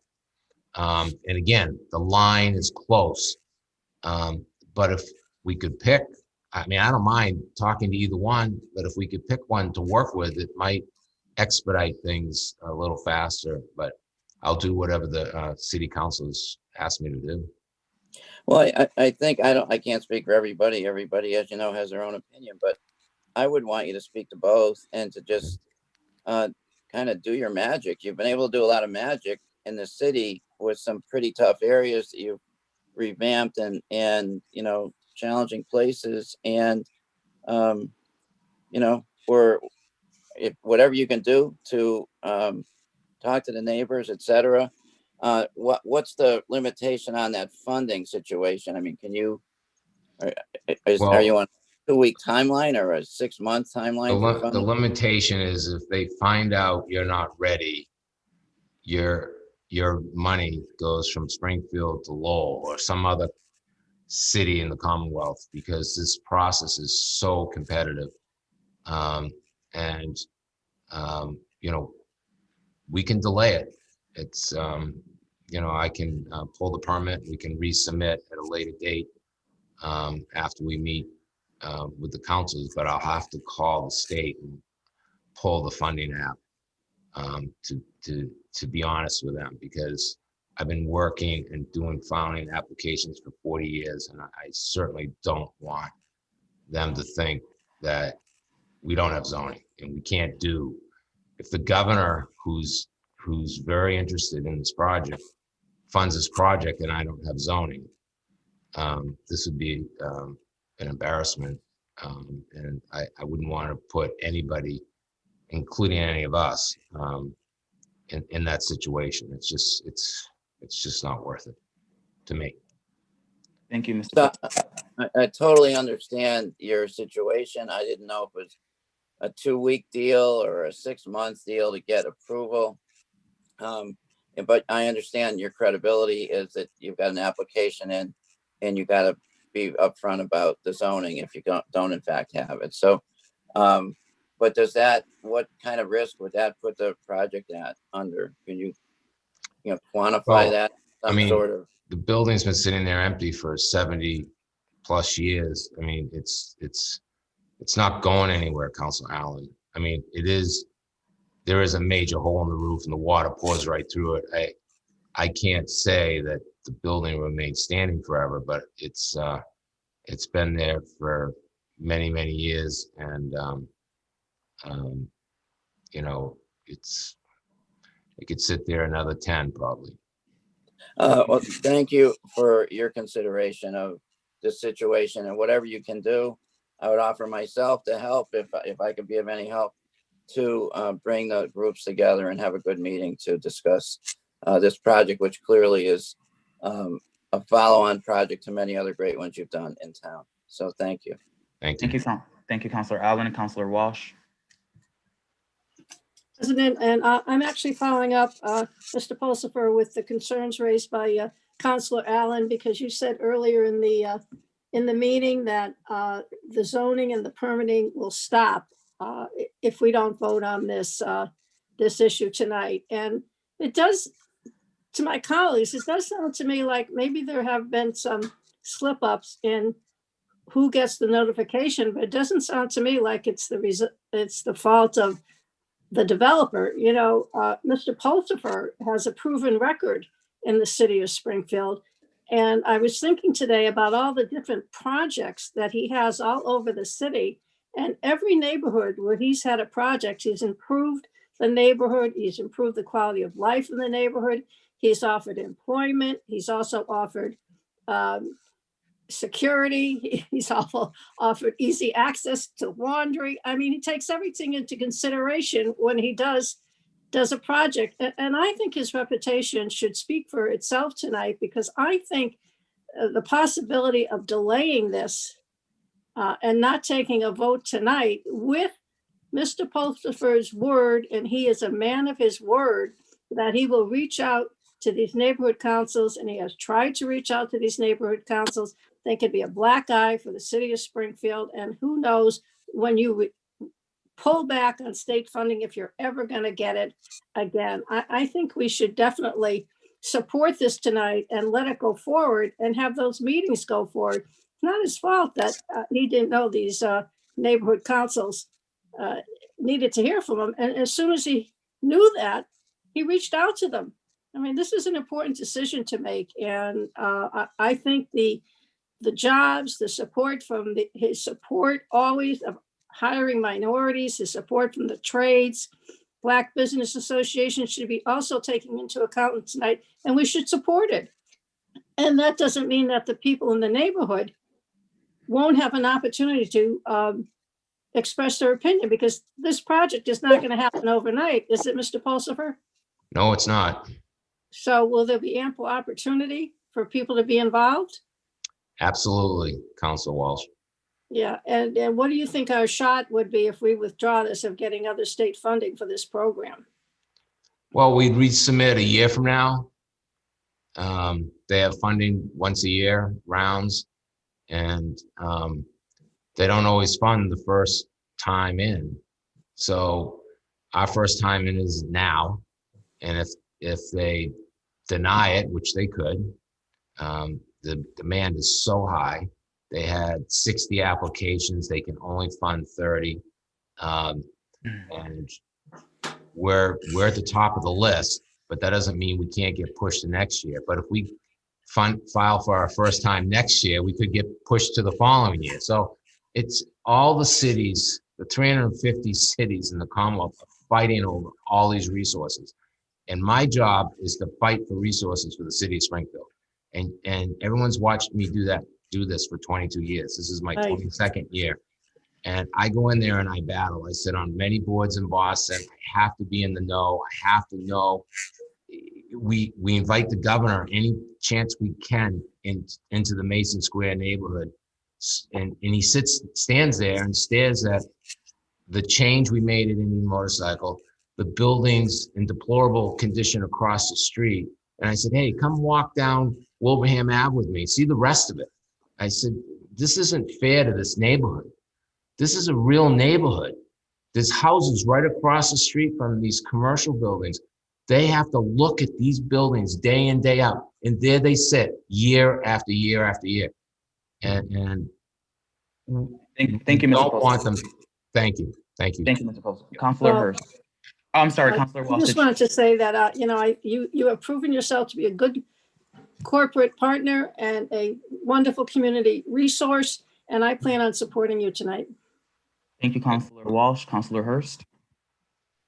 Thank you, Mr. President. Thank you, Mr. Pulsifer. I too have heard from a number of contractors, Black contractors. I don't know who the Black Business Association represents, but these individuals.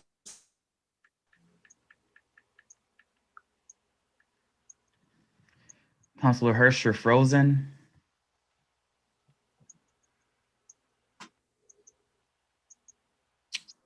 Councilor Hurst.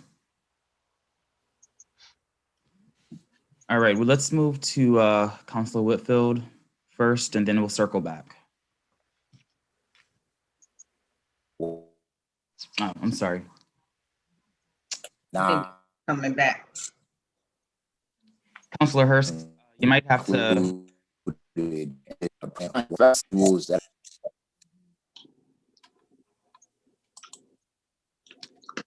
Councilor Hurst. Did I get cut off? Yes.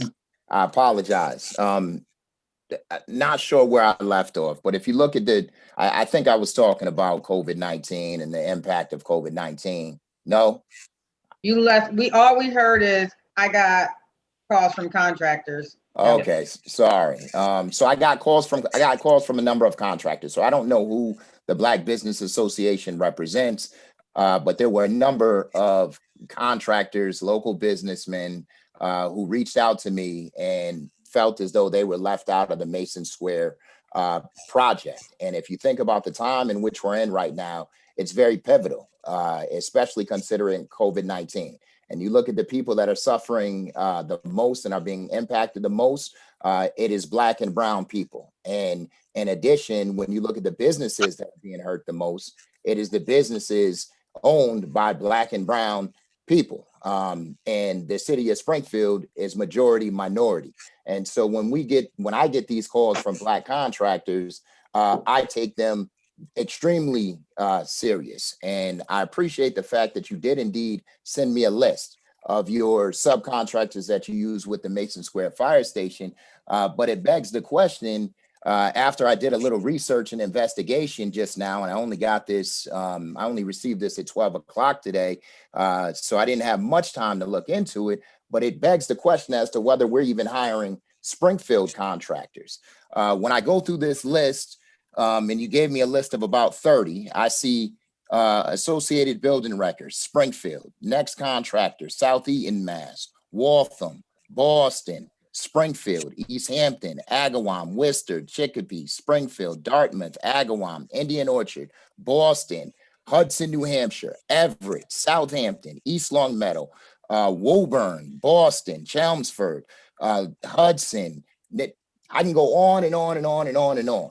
There were 3 to 4 contractors out of a list of maybe 30 that you use for the Mason Square Fire Station that even resided in the city of Springfield. Councilor Hurst, I'm sorry, do you have a question? I just wanted to... that for me is extremely problematic. The only question that I would have, Council President Williams, would be for the individuals who are not here. And unfortunately, based off of the process, we don't have the ability to actually have those contractors here so that we can in turn ask them questions.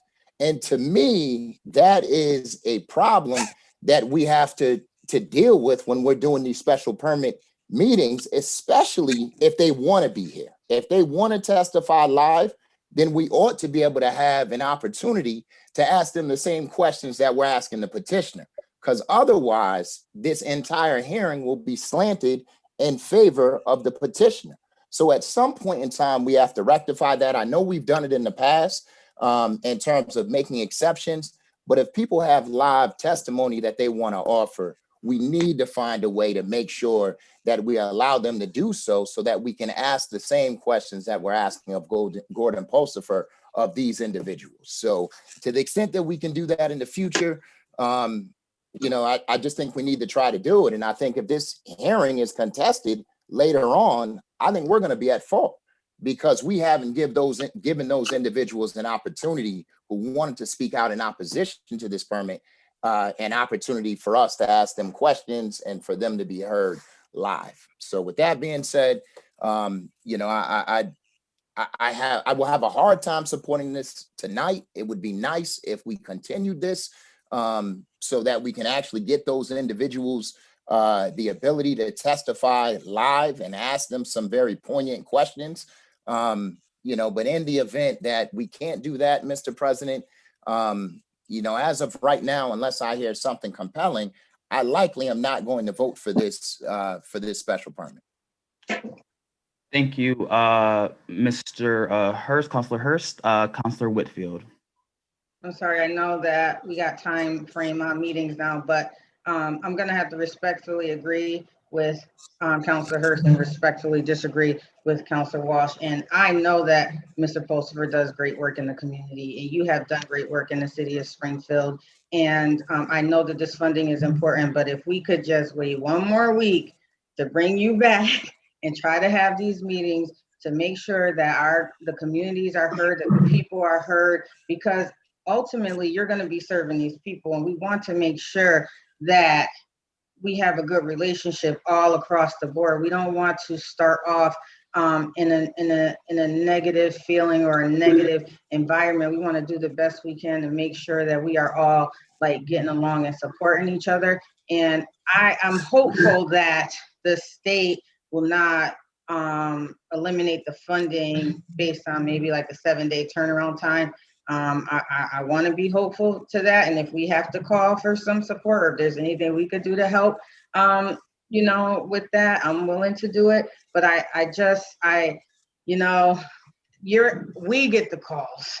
We get the calls and the text in the Facebook inboxes. Like my call started at 5 o'clock this morning, and I'm still getting them right now as we speak. I have a list of the families. I have everything that we can just work out. If we can just maybe considering just one more little extension, I think that would be so helpful to create a unified situation, because I do want it to be a unified situation if possible. Thank you, Councilor Whitfield. Just as another reminder to councilors, we've had extensive conversation on this agenda item and have several more to go. I would ask that you, again, please keep your comments to minimum at this time, or I will be certainly forced to have to certainly enforce the rule pertaining to 3 questions at 2 minutes apiece. I would really appreciate it. Thank you. Councilor Davila. Thank you, Mr. President. I will try to keep it at less than 2 minutes. I just want to make a general comment. To be honest with you, I'm aggravated. It seems to me that somebody didn't dot the I's, cross the T's. Somebody took something for granted here. I just do not understand how is it humanly possible that we have not addressed one, that the council don't know what's going on, that they have not fully met with the councils. And most importantly, what's really the deal breaker for me today is if we just witness how quickly people ran for cover, who's going to cover the people that are going to be displaced? We still don't know how many displaced people we're talking about here. And honestly, Mr. President, I must respectfully say, sir, that I will not be able to sleep tonight if I vote in favor of this, not knowing how many people are going to be affected. This is a great project, and I want this project to be up. But I'm not just going to rubber stamp anything that anybody puts forward in front of me.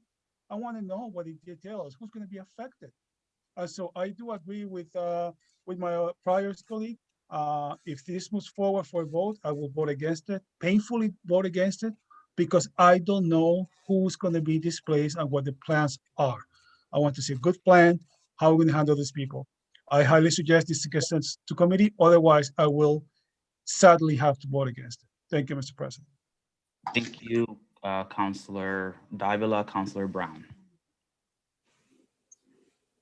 Thank you, Mr. President. Basically, my full-time job, I do understand the time-sensitive things when you're talking about the State House. You're not. What happens is you're talking about things that might not ever happen. Like it could actually just blow the whole project up. I'm the ward council. I live in the area.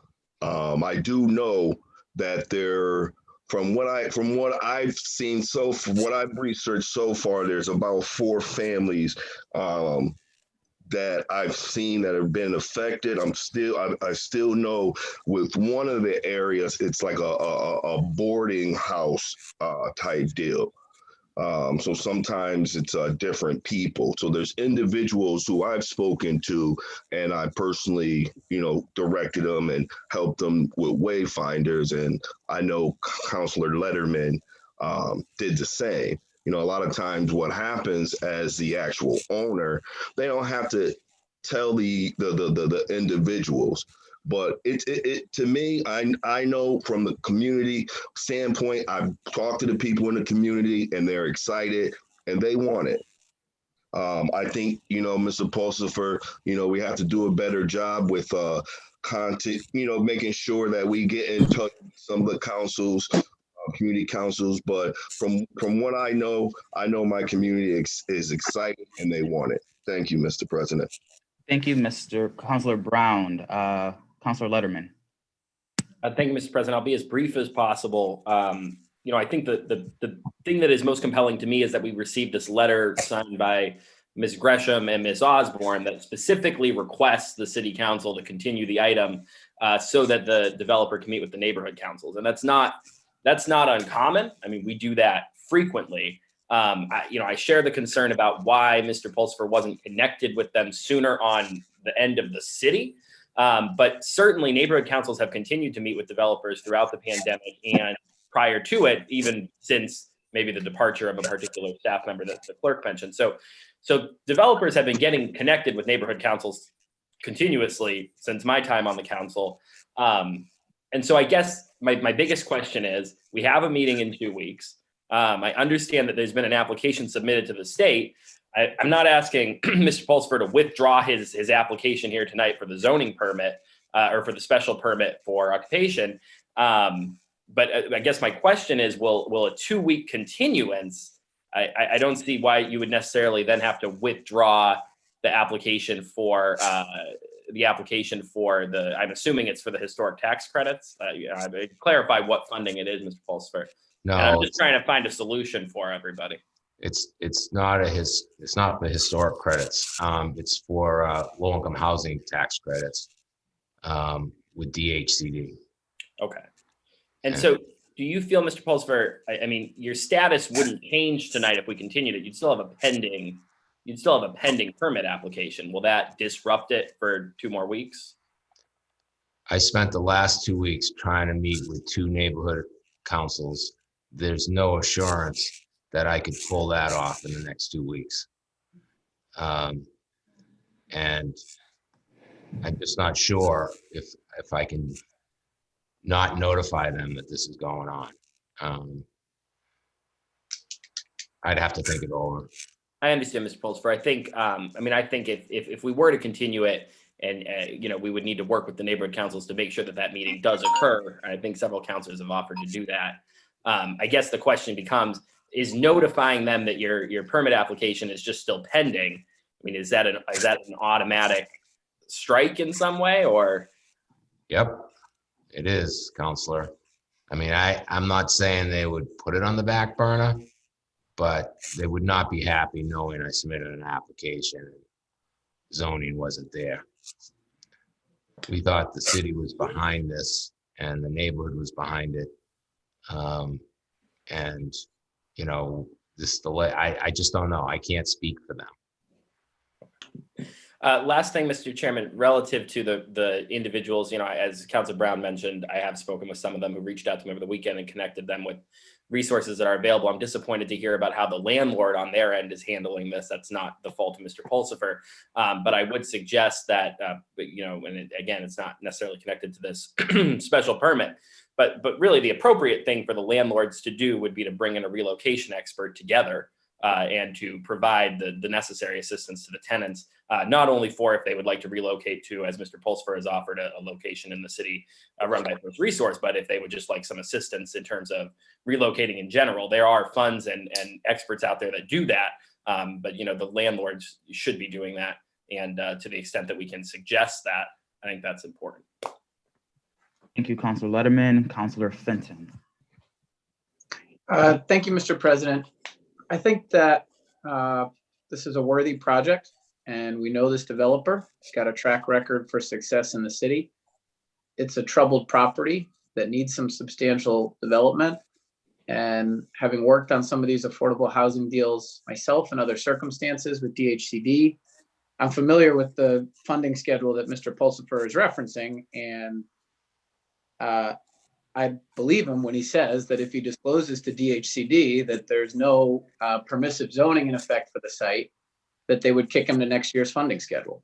And if he doesn't get funded on his first try for next year's funding schedule, he might get kicked to another year after that. I have no idea what his private arrangements are with the seller, so I won't speculate on any of that. But I think it's fair to say that the project is in substantial jeopardy if not approved tonight. With that said, I'm very sensitive to neighborhood input, and particularly the input of neighborhood councils. It's worth noting, though, that all legal abutters to this property under 40A would have received notices to the hearing that we conducted on it back in January. And so any resident, including residents of the buildings within 300 feet, would have received legal notice. And those folks had an opportunity to be heard on the 25th and then again tonight.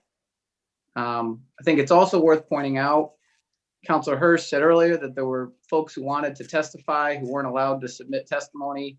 I don't know what the reason for that would be that would prohibit them from submitting testimony, but we did receive a variety of written and oral testimony tonight. And as with all of our public hearings as special permit granting authority, anyone would be welcome to submit testimony on matters that they thought were relevant for consideration to the council. At our last meeting, I'm looking at the minutes, and it says that this issue was discussed. It references specifically the fact, let me see exactly what we say here.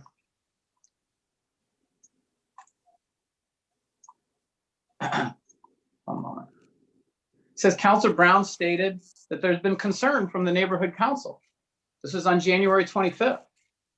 This was 2 weeks ago. And we know that in the interim after that time, that at least one meeting was arranged between Mr. Pulsifer and both the neighborhood councils, because the neighborhood councils have told us so in the letter that they sent to this body. So I don't think I think there were some communication issues along the way, but it's not that people have been cut out of the process. I mean, they have participated and had direct access to the developer and the plans in the interim since our first hearing. So I know that it's not a perfect process. I'd love to give the neighborhood some more time in addition to the time they've already had and in addition to the notice that they've already received to discuss this project. But personally, I don't think we can chance the possibility, the very real possibility, that the project won't be funded by DHCD as a result of that delay. And lastly, I would just want to say to my colleagues that while myself being passionate about the responsible employer ordinance, residency requirements, having authored the most recent version of the residency requirement myself, I'm very sensitive to the desires of elected officials in Springfield to see preference, and in some appropriate cases, mandatory hiring of city residents. I want to just caution everybody, though, that when we sit as special permit granting authority, we are not permitted to consider who an applicant hires to construct their project. Just as it would be inappropriate for us to consider anybody else on our agenda tonight, whether they're a used car dealership or somebody proposing to build a gas station, we cannot base our decision to approve or deny on the basis of who they hire and what they look like. That is an impermissible reason for making a decision as special permit granting authority. And I think that while those conversations should be had, and they're particularly important in this moment in our country and in our city and in our state, they don't belong as a reason for holding up or deciding a special permit granting matter. So with all that said, I personally would like to see us move forward tonight. If we do, I will vote in favor. And we've heard from Mr. Pulsifer that he's happy to meet with the residents after. Thank you very much. Thank you, Councilor Fenton, and hopefully Councilor Allen to bring us home. Thanks, Mr. President. Yeah, obviously, the best thing, what I would like to see is that we continue this. Mr. Pulsifer talks to the DECD or whatever the group is. I'm not sure I got it right. It says his permitting thing is 2 weeks on delay, and it will be voted on 2 weeks from now. Councilor Allen, we're hearing a echo for you. I'm sorry, Mr. President. We're just hearing an echo. Okay. The echo is on Councilor Curran's phone, Mr. President. Councilor Curran, if you could mute. Oh, Councilor Curran, do you mind muting your phone? Thank you. What I'd like to see is continue it for 2 weeks. Mr. Pulsifer talks to whomever he needs to talk to. The people who are, Barbara and Adrian from the neighborhood councils make a commitment to meet this week, and we vote on it. And in 2 weeks, the risk of not doing that is that if it goes to a vote tonight and it doesn't pass, then it's a 2-year deal on the special permit itself. So, the linchpin here to me seems to be getting the neighborhood in a meeting to commit to meet with Mr. Pulsifer this week or the first part of next week, whatever. And Mr. Pulsifer, to do whatever you can to not withdraw your application, but just to say your zoning vote got pushed off another week or 2 weeks. And not to forget that the 2-week thing, the other risk is that the special permit fails, and then we have a 2-week delay just because we can't figure out what to do here tonight. Thank you. Thank you, Councilor Allen, Councilor Hurst, followed by Councilor Curran. To that end, Councilor Allen, and I appreciate, I actually agree with you, but I think what it will also do is it'll allow for us to figure out how we can get the live testimony from those individuals who are in opposition to the special permit so that we can ask them questions similar to the questions that we're asking Mr. Pulsifer. It's inequitable right now as it stands from a process standpoint. And so to the extent that we can figure out how to do that with Focus Springfield, with you, Mr. President, then we ought to do it. And again, I remind us that we've done it in hearings past, where we've had folks in opposition to 6 bricks from the North End, and we allowed them an opportunity to speak. There was another development in which we were going to give a historical designation to a particular individual's property, and we invited them in to speak. We have to give the other people an opportunity to speak and the council to ask questions. It might help us approve this special permit unanimously. But right now, the way the process is, we can't do that. And I can't stress enough the fact that 90% of these subcontractors that I read off are not from the city of Springfield. If we're not concerned about jobs, and I completely understand, Councilor Finn, that probably shouldn't factor into our decision legally. But we got to look at jobs and businesses being supported and being able to flourish in the city of Springfield. And these numbers are dismal. They just are. And so we've got to own it. Mr. Pulsifer, in my opinion, needs to come to us with a plan, or ought to come to us with a plan in good faith. And, you know, then we could have our vote. But right now, I just think it's a bit premature for us to vote on it, not having heard all the testimony. Thank you, Councilor Curran. Thank you, President Williams. I agree with my colleagues that say that not hearing from Old Hill was a major problem. I do agree with that. And that should have been remedied before we got to this point. But we do have a building that stretches 2 city blocks. And to put a project of that magnitude in jeopardy by not taking a vote tonight would seem somewhat imprudent. Their same developer, same type of project right next door was done. He's done, by all accounts, a superb job. And by all accounts, the residents in the neighborhood are happy with the results. And it is going to serve a need. With COVID, you're going to, and the house of price, the price of housing in Springfield, we now have duplexes going for $335,000. After COVID, you're going to have evictions, and we're going to have individuals who are going to need for quality housing in all of our neighborhoods, but in particularly in the Old Hill and Mason Square neighborhood. I do think what is on the table, number one, I do think First Resource should have reached out to the Old Hill Neighborhood Council. We did hear in the public speak out from a delightful lady who's a member of that council. And her problem was the fact, again, that the council was not reached out to, but her problem wasn't really with the project. I think she recognized that this is a 1 in a 70-year opportunity to redevelop this project on a major and grand scale that even Governor Baker is looking at and saying, wow, this is terrific. So I do think the council's at risk of somewhat having a chilling effect for investment in Springfield and not being a city that we can get projects of this magnitude off the ground. I would respectfully suggest there will be opportunity to hear from residents in the future in regards to this project, and the city council will be working with Mr. Pulsifer as it has been for, I suppose, now the last 10 years. I've only been on the council for a year. And I think we all know from his demeanor and what his representation to this council of the high quality work. But I would just respectfully suggest to my fellow colleagues, when you go by that property, you have 2-3 square city blocks that have been empty, derelict for 70 years. We have the opportunity tonight to change that, make a thriving, state-of-the-art, livable building that would really complement the Mason Square neighborhood and the developments already going there.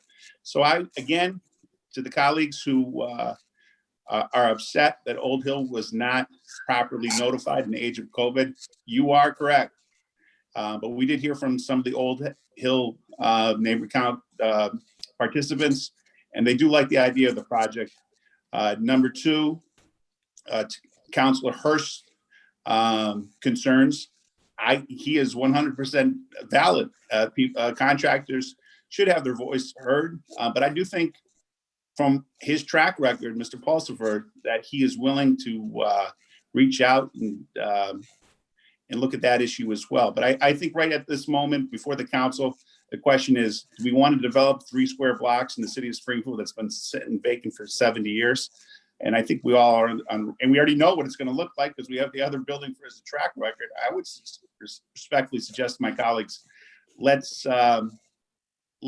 take a vote for redevelopment. Let's take a vote for restoration of that old building and bring back a little bit of the history and the vibrancy that was once the hallmark of that particular building and street. And I think we should not waste,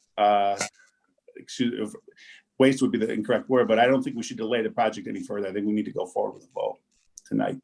Thank you. Thank you. Thank you, Councilor Curran. Councilor Walsh. Thank you. Thank you, Mr. President. And I will say what my colleagues always say, I will be brief. But I agree with Councilor Curran and a lot of the points that Councilor Fenton brought up. What are we being asked to do? What is our responsibility for the special permit? And I think there will be serious ramifications if we let this project fail tonight. And my thought is, I've been listening to this discussion tonight about hiring and jobs and so forth and so on. If you don't have a project, you're not going to have any jobs. So do we really want to jeopardize this historic project? Thank you, Councilor Walsh. Councilor Allen. Councilor Walsh went already. I want to make a motion to continue this and see if we can go that route. I know some people will vote against it. Second. Maybe some people vote for it. Second. Okay, it's been properly second. Let's dispose of the motion prior. Councilor, is it on the motion? Any comments on the motion?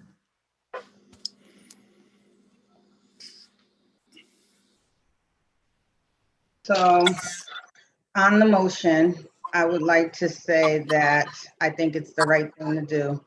Inequities have been happening in the Black and Brown community for over 400 years, and we all know it. Inequities have been happening with thriving projects. Inequities have been happening with great projects, with great employers, with great builders, with great developers. Inequities have been happening throughout the history of America, and yet the Black and Brown community always have to give in and be submissive and accept it because it's a great project. There has been so many great projects in the city of Springfield where the Black and Brown community didn't stand a chance, and we're tired of not having a chance to be heard. Just to be heard is not that the project is not supported. That is not the case. The community just wants to be heard, and they should get a fair share at being heard. I'm wondering if it would be the same feeling if it was in East Springfield. I'm wondering if it would be the same feeling if it was in East Forest-Burke. I don't know. I'm just throwing it out there. However, this community is asking. They are asking over and over and over again just to be heard. Why can't we give them that courtesy? And if we don't get the funding from the state this year, I don't know if Mr. Pulsifer is gonna leave the project and go somewhere else. I don't know if that's your plans, Mr. Pulsifer. Maybe it's something that you can answer. But if it doesn't work out because we are extending this for a couple weeks, then maybe it wasn't meant to be at this time. I mean, I don't know. The community wants to be heard. They deserve it. And so I understand how people can't see that because for years you never had to. But for once, look through the lens of the community. They just want to be heard. They are not disagreeing with the project. Thank you, Councilor Hicks. No, I'm not done, sir. They are not disagreeing with the project. They are not disagreeing with Councilor Whitfield. the builder. They just want to be heard. So please Councilor Whitfield. give them the opportunity to be heard. And this is why the Councilor two-minute Whitfield. rule wasn't a good idea. Thank you. Councilor, there's actually a Councilor Davila on the motion. Thank you, Mr. President. I do believe that perhaps Councilor Allen had his hand before me, sir. He had made the motion initially. He did. Okay. All right. Mr. President, again, I'm going to reiterate my feeling. I'm really aggravated because this is such a great project. It's a project that I think is worth it. It's a project that we do need here, sir. However, again, somebody didn't dot their I's, somebody didn't cross their T's. Business as usual. No. I think what will really be imprudent here will be to vote on this, to move forward, not knowing how many people are going to be displaced, how many people are direct, what are we going to do with these people?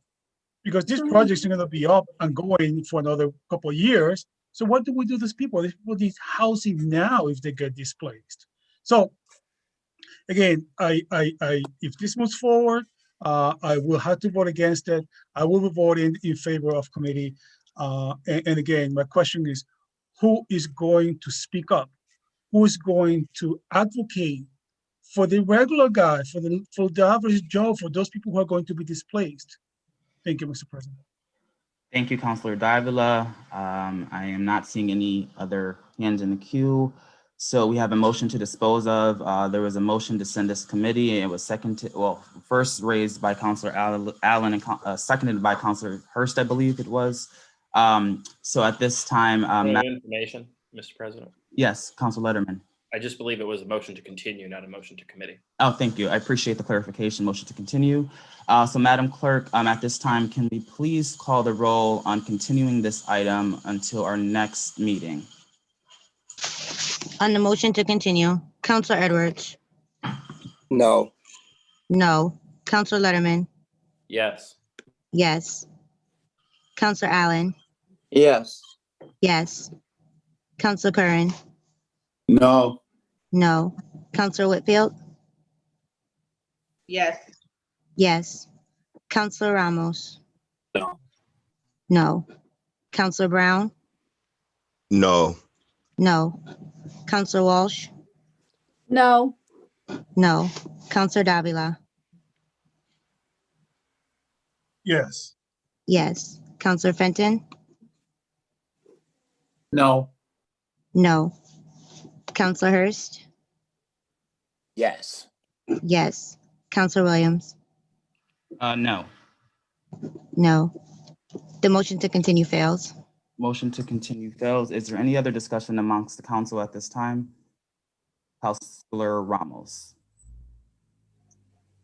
Thank you, Mr. President. I think I'm probably the only one who hasn't spoken on this issue. Just want to point out the fact that this is item number 4 on our agenda. We have 26 items left tonight, and we haven't even closed the public hearing on this one. So I do have some comments to make on this issue. This is, I believe, a $54 million proposal to provide affordable housing in the city of Springfield. It's a project that is very fragile because of the reasons that Councilor Fenton stated.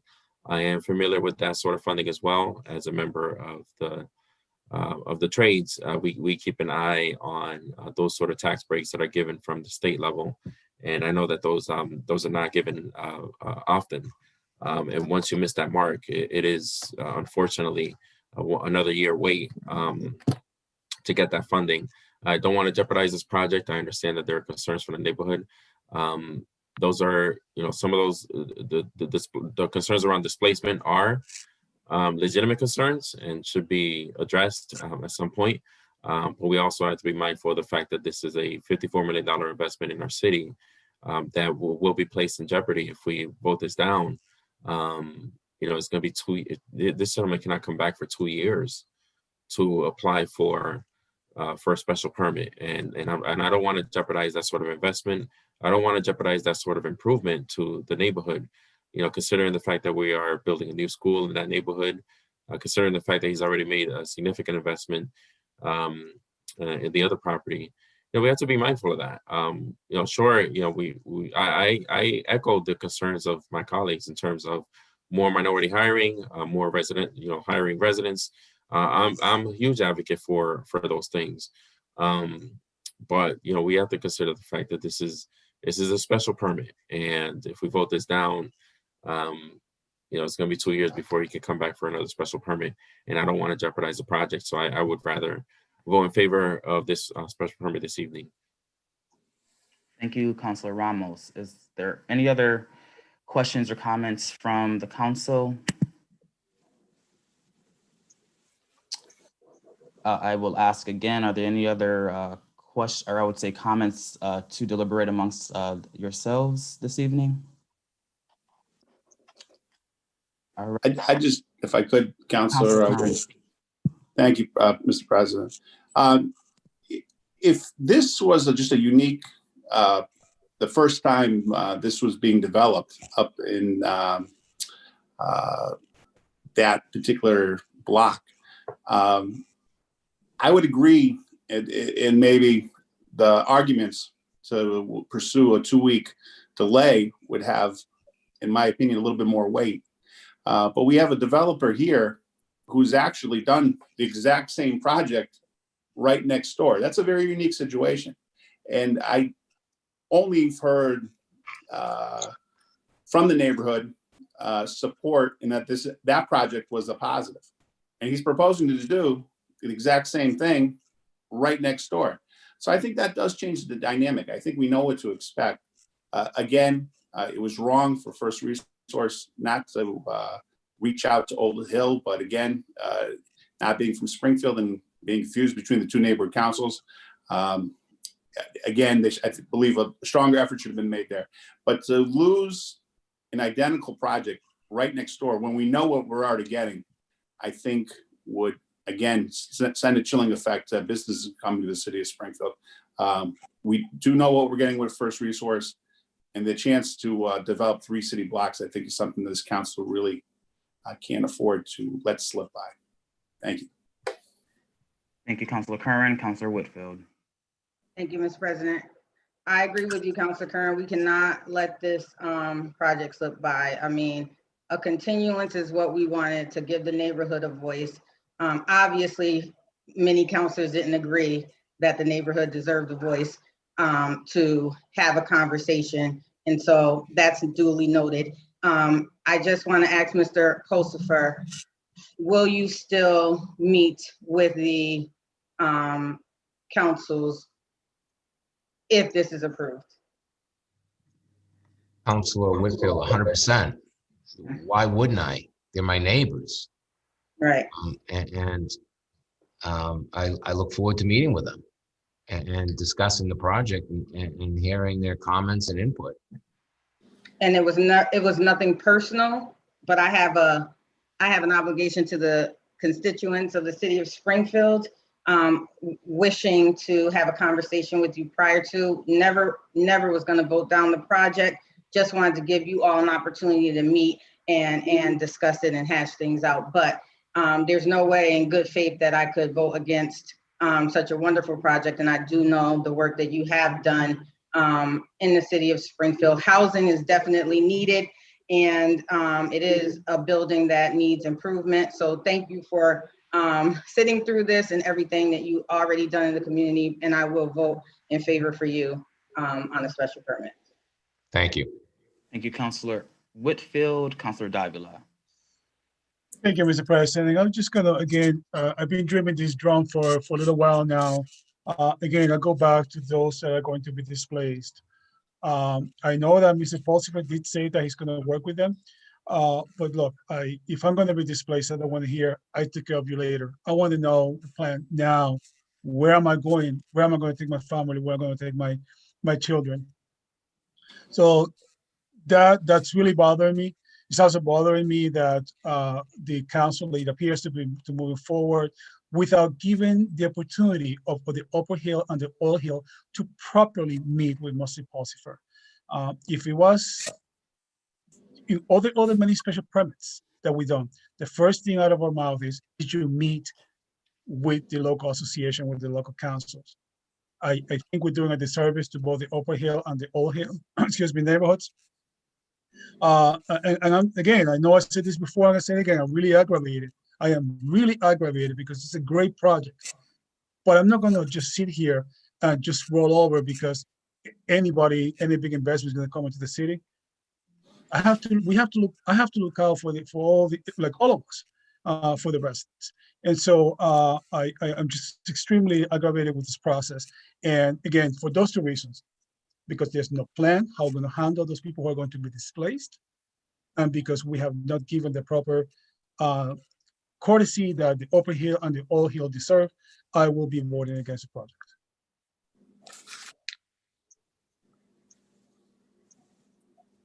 Sorry, thank you, Councilor Davila. Councilor Allen.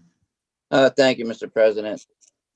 Just one quick comment, and that is that with Councilor Gomez gone, there are only 12 people on the council. We need 9 votes to pass this. There were only 7 votes that against the move to committee. So everybody should be careful. I will be voting for it because I don't want a chance that we lose the project. I think Tracy just said the same thing, but just want to point that out, that we can only afford 3 no votes, and we had 5 before. So please vote with your conscience and your logic. Count votes, as they say. Thank you. Thank you, Councilor Allen. Councilor Hurst. Just want to make it clear that I'll be supporting Councilor Davila and voting against this project. Thank you, Councilor Hurst. Councilor Davila, I see your hand up. I think you just spoke, so you're okay to go. All right. Is there any other further deliberation amongst the council at this time? I will ask again, is there any further deliberation with the council at this time? All right. Seeing none, at this point, the hearing is closed. And I would just ask at this point, is there any further, again, deliberation with the council at this time? Again, seeing none further deliberation at this time. Again, as Councilor Allen stated, this requires a supermajority of 9 votes. Before doing that, can we have a motion now to entertain a vote for this item? So moved. All right, it's been so moved by Councilor Allen and seconded? Second. Seconded by Councilor Walsh. Madam Clerk, at this time, can you call the roll to approve the special permit, please? On the motion to approve the special permit, Councilor Edwards? Yes. Yes. Councilor Letterman? Yes. Yes. Councilor Allen? Yes. Yes. Councilor Perrin? Yes. Yes. Councilor Whitfield? Yes. Yes. Councilor Ramos? Yes. Yes. Councilor Brown? Yes. Yes. Councilor Walsh? Yes. Yes. Councilor Davila? No. No. Councilor Fenton? Yes. Yes. Councilor Hurst? No. No. Councilor Williams? Yes. Motion passes. Special permit is approved. Councilor Edwards on the reasons, please.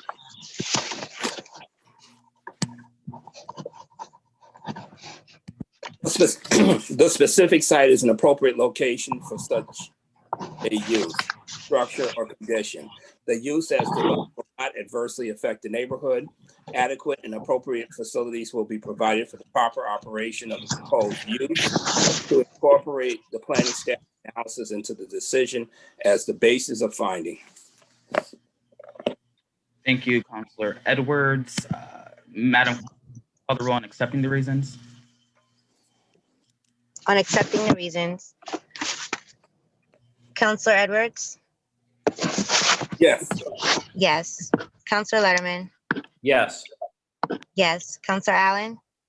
Yes. Yes. Counselor Curran? Yes. Yes. Counselor Whitfield? Yes. Yes. Counselor Ramos? Yes. Yes. Counselor Brown? Yes. Yes. Counselor Walsh? Yes. Yes. Counselor Davila? Yes. Yes. Counselor Fenton? Yes. Yes. Counselor Hurst? Yes. Yes. Counselor Williams? Yes. The reasons have passed. Madam Clerk, can you please call the next item on the agenda? The next item on the agenda is for a special permit for the reuse of an existing structure at 42 Waltham Avenue. I believe it's related to item number 4. Thank you, Madam Clerk. Madam Clerk, have we received any testimony for this special permit?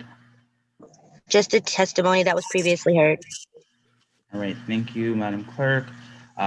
Since there was testimony given for the prior, Madam Clerk, does the petitioner have the opportunity to rebut that testimony again, or can we continue? We can continue, Counselor. All right. Are there any questions for the petitioner at this time from the City Council? Again, I will ask, are there any other questions, petitioner from the council? All right, seeing none, is there any further deliberation that the council would like to have amongst themselves at this time? No. Move the question. Right. We have a motion to move the question. Do we have a second?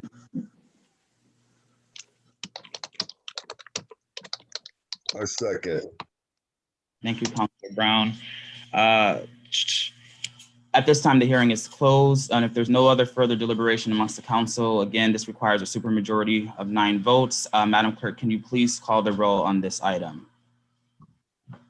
Can I have a motion and a second, please? Thank you. We don't need to vote on moving the question? Madam Clerk, have we, with Zoom, have we, for moving to question, called the roll prior? We have not, but that doesn't mean we shouldn't. Okay. I would then take a couple steps back and have a roll call to move to question, please. Thank you, Councilor Whitfield. I'm moving the question. Counselor Edwards? Yes. Yes. Counselor Letterman? Yes. Yes. Counselor Allen? Yes. Yes. Counselor Curran? Yes. Yes. Counselor Whitfield? Yes. Yes. Counselor Ramos? Yes. Yes. Counselor Brown? Yes. Yes. Counselor Walsh? Yes. Yes. Counselor Davila? Yes. Yes. Counselor Fenton? Yes. Yes. Counselor Hurst? Yes. Yes. Counselor Williams? Yeah. The motion has passed. At this time, the hearing is closed. And again, if there's no further deliberation amongst the council, requires a supermajority of 9 votes. Madam Clerk, can you please call the roll? Can I have a motion and a second, please? So moved. So moved by Councilor Whitfield. Can I have a second? Second. Seconded by Councilor Walsh. On the motion to approve, Counselor Edwards? Yes. Yes. Counselor Letterman? Yes. Yes. Counselor Allen? Yes. Yes. Counselor Curran? Yes. Yes. Counselor Whitfield? Yes. Yes. Counselor Ramos? Yes. Yes. Counselor Brown? Yes. Yes. Counselor Walsh? Yes. Yes. Counselor Davila? So, Madam Clerk, just to clarify, this is the motion to approve item number 5? It is, Counselor. No.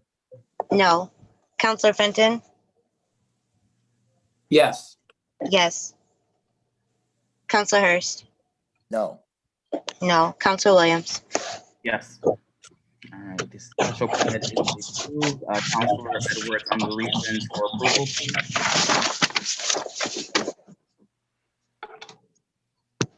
The specific site is an appropriate location for such a use, structure, or condition. The use as developed will not adversely affect the neighborhood. Adequate and appropriate facilities will be provided for the proper operation of the proposed use. To incorporate planning staff analysis into the decision as the basis of the findings. Thank you, Councilor Brown. Madam Clerk, can you please call the roll on accepting the reasons? On accepting the reasons, Counselor Edwards. Yes. Yes. Counselor Letterman.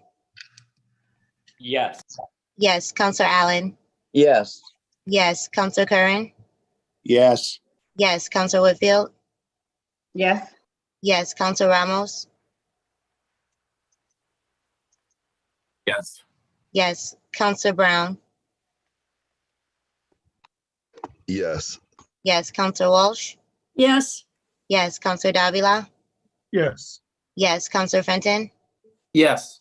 Yes. Counselor Hurst. Yes. Yes. Counselor Williams. Yes, the reasons are approved. Can you please call the next item on the agenda? The next item on the agenda is to allow for the installation of a wall sign above the first floor at 151 Chestnut Street. Okay, Madam Clerk, have we received any testimony on this item? We did receive testimony on this item. Can you please read that into the record for us?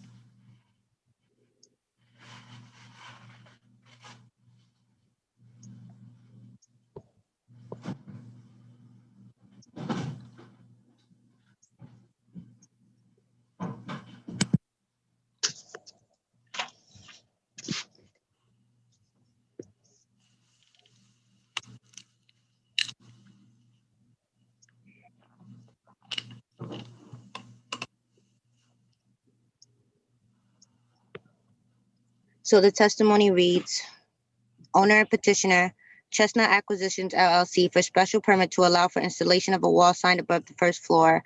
I write in enthusiastic support of this petition at 151 Chestnut Street. I own a condo at 385 Worthington Street, opposite from this newly remodeled building, providing retail, businesses, and apartments. The entire building and its purpose are a major improvement to the downtown neighborhood.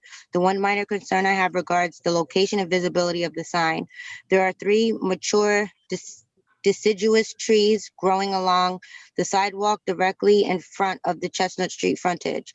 During 6 months of the year, when the foliage is growing, much of the front wall will be blocked by the leaves, preventing being able to see the signage. Thank you for this hearing and the opportunity to comment. Reverend Dr. Robert Loesch, 385 Worthington Street, Unit 3E. Thank you, Madam Clerk. Is that the only testimony received? That's all that I have. Okay. Since the testimony was received at this time, I'll allow for the petitioner to respond if they would like. Is there anyone here to speak to that? Yes, Council President Harry Auerbach, Agnoli sign, 722 Worthington Street.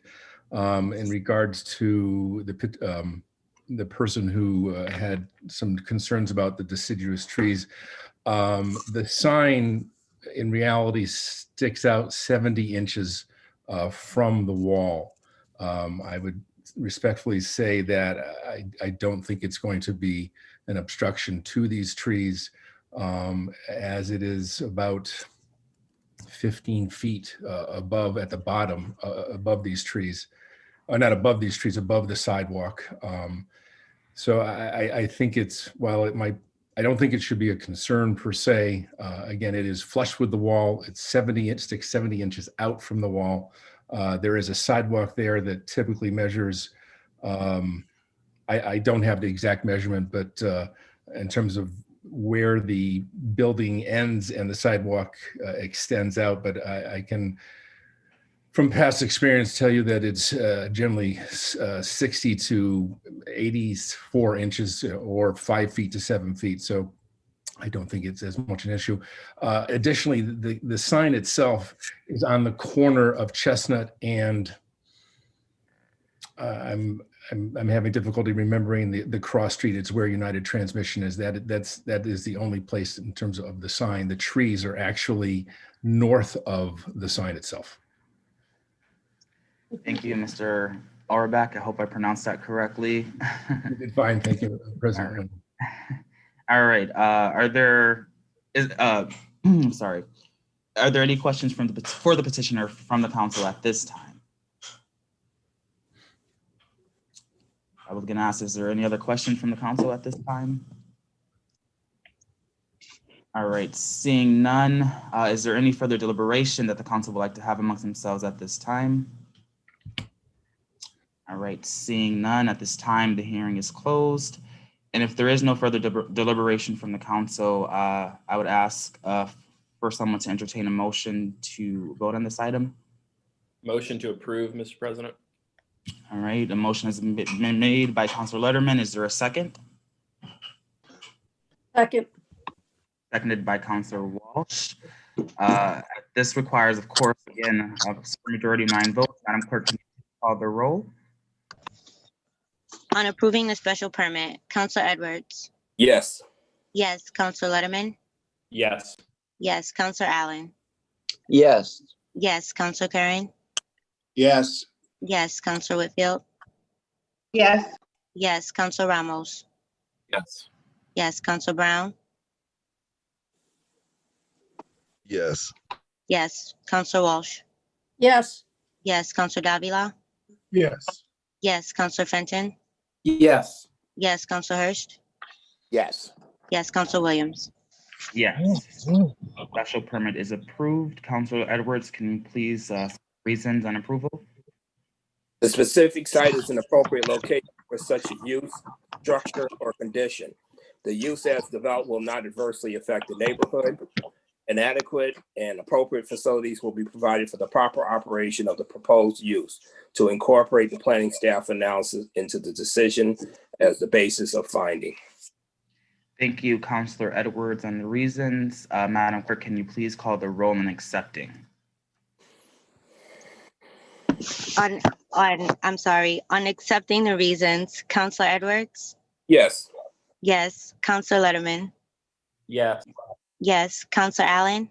Yes. Yes. Councilor Curran. Yes. Yes. Councilor Whitfield. Yes. Yes. Councilor Ramos. Yes. Yes. Councilor Brown. Yes. Yes. Councilor Walsh.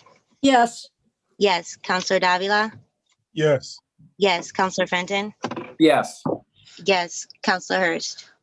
Yes. Yes. Councilor Williams. Yes, the reasons are approved. Madam Clerk, can you please call the next item on the agenda?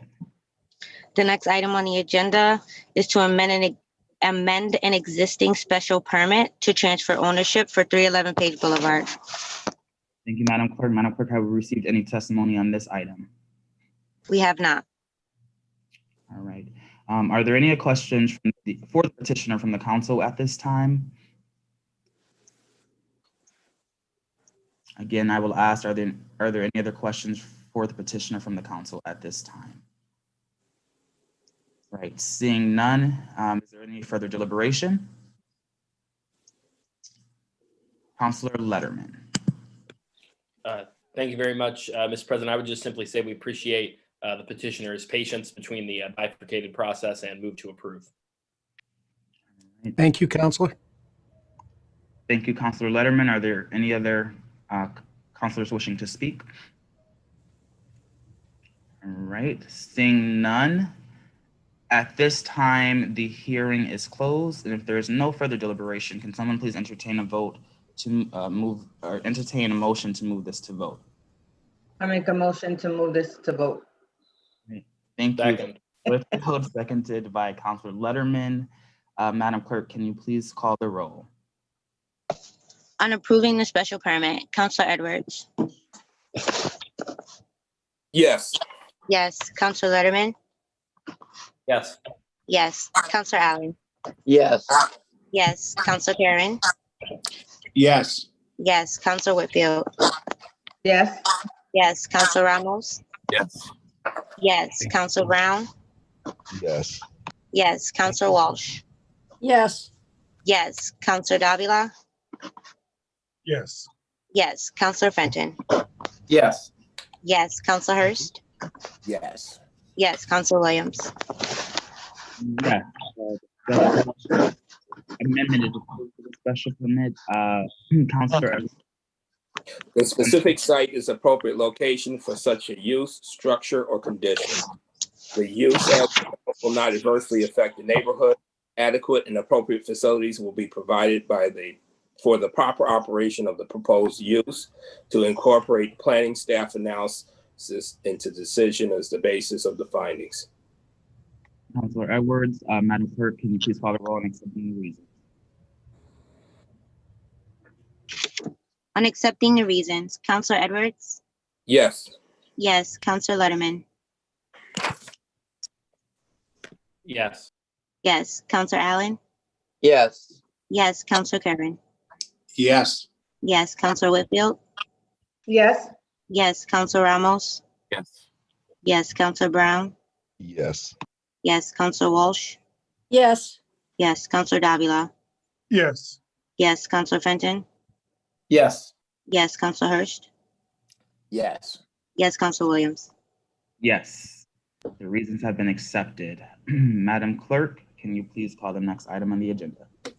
The next item on the agenda is a petition for Verizon at Wilcox Street. Is there anyone present to speak to this petition? Good evening, councilors. Chris Signoli, DPW Director.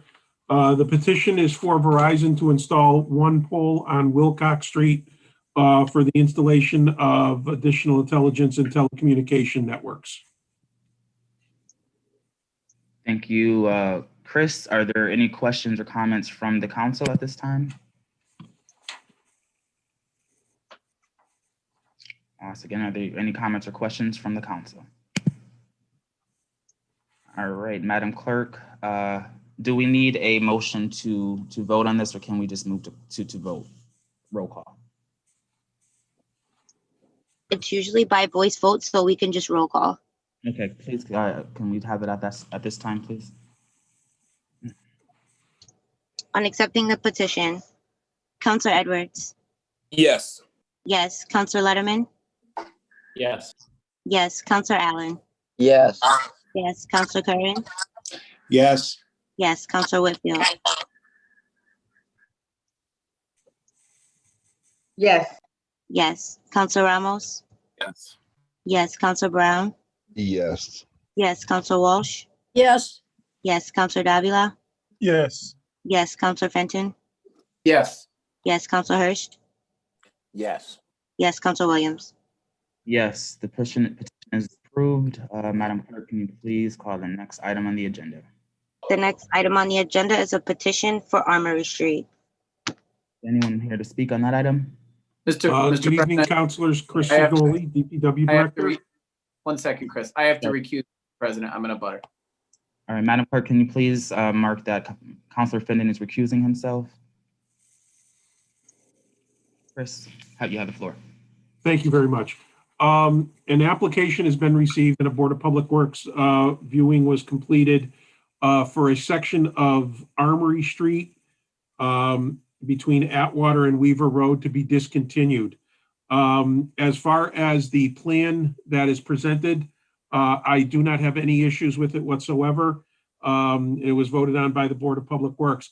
However, I would request that this item be tabled. One of the items that needs to be submitted on a petition for this, within the discontinuance, there are utilities. There's power, telephone, water, and sewer. So I would like to get from those utility companies what's going to be their requirements for easements, et cetera, remaining in the roadway. And I would want to get that done now before the discontinuance would take place, just for the simple reason that if the requirements of the easement are excessive, I don't want to have that burden back on the butters who then own the land. Sounds reasonable. Sir. Are there any questions or comments from the council at this time? Seeing none, do we have a motion perhaps to table this item per Chris's comments? So moved. All right, so moved. Do I have a second? Second. Right. Second. Mr. President. Do we want to table or continue? Yeah, I was gonna. It's a motion to continue. Motion to continue. Thank you. Clarifying question, Mr. President, if I could. Is that continuing to the next regular meeting, sir? Or to the next hearings meeting? This would appear before, I'm assuming the way we've been doing it, and Madam Clerk, please correct me if I'm wrong, this would appear at the next meeting would be a hearings meeting. So this would appear on the next regular. Is that correct? Yes. Okay. All right. Thank you, Mr. President. Thank you, Councilor Davila. We have had a motion that is seconded. And Madam Clerk, at this time, could you please call the roll on continuing this item? On the motion to continue the item, Councilor Edwards. Yes. Yes. Councilor Letterman. Yes. Yes. Councilor Allen. Yes. Yes. Councilor Karen. Yes. Yes. Councilor Whitfield. Yes. Yes. Councilor Ramos. Yes. Yes. Councilor Brown. Yes. Yes. Councilor Walsh. Yes. Yes. Councilor Davila. Yes. Yes. Councilor Fenton. Recused. Councilor Hurst. Yes. Yes. Councilor Williams. Yes, motion to continue has been passed. Madam Clerk, can you please call the next item on the agenda? The next item on the agenda is a petition for Eversource/Gas Cottage Street. All right, is there anyone here to speak to that? Good evening, councilors. Chris Signoli.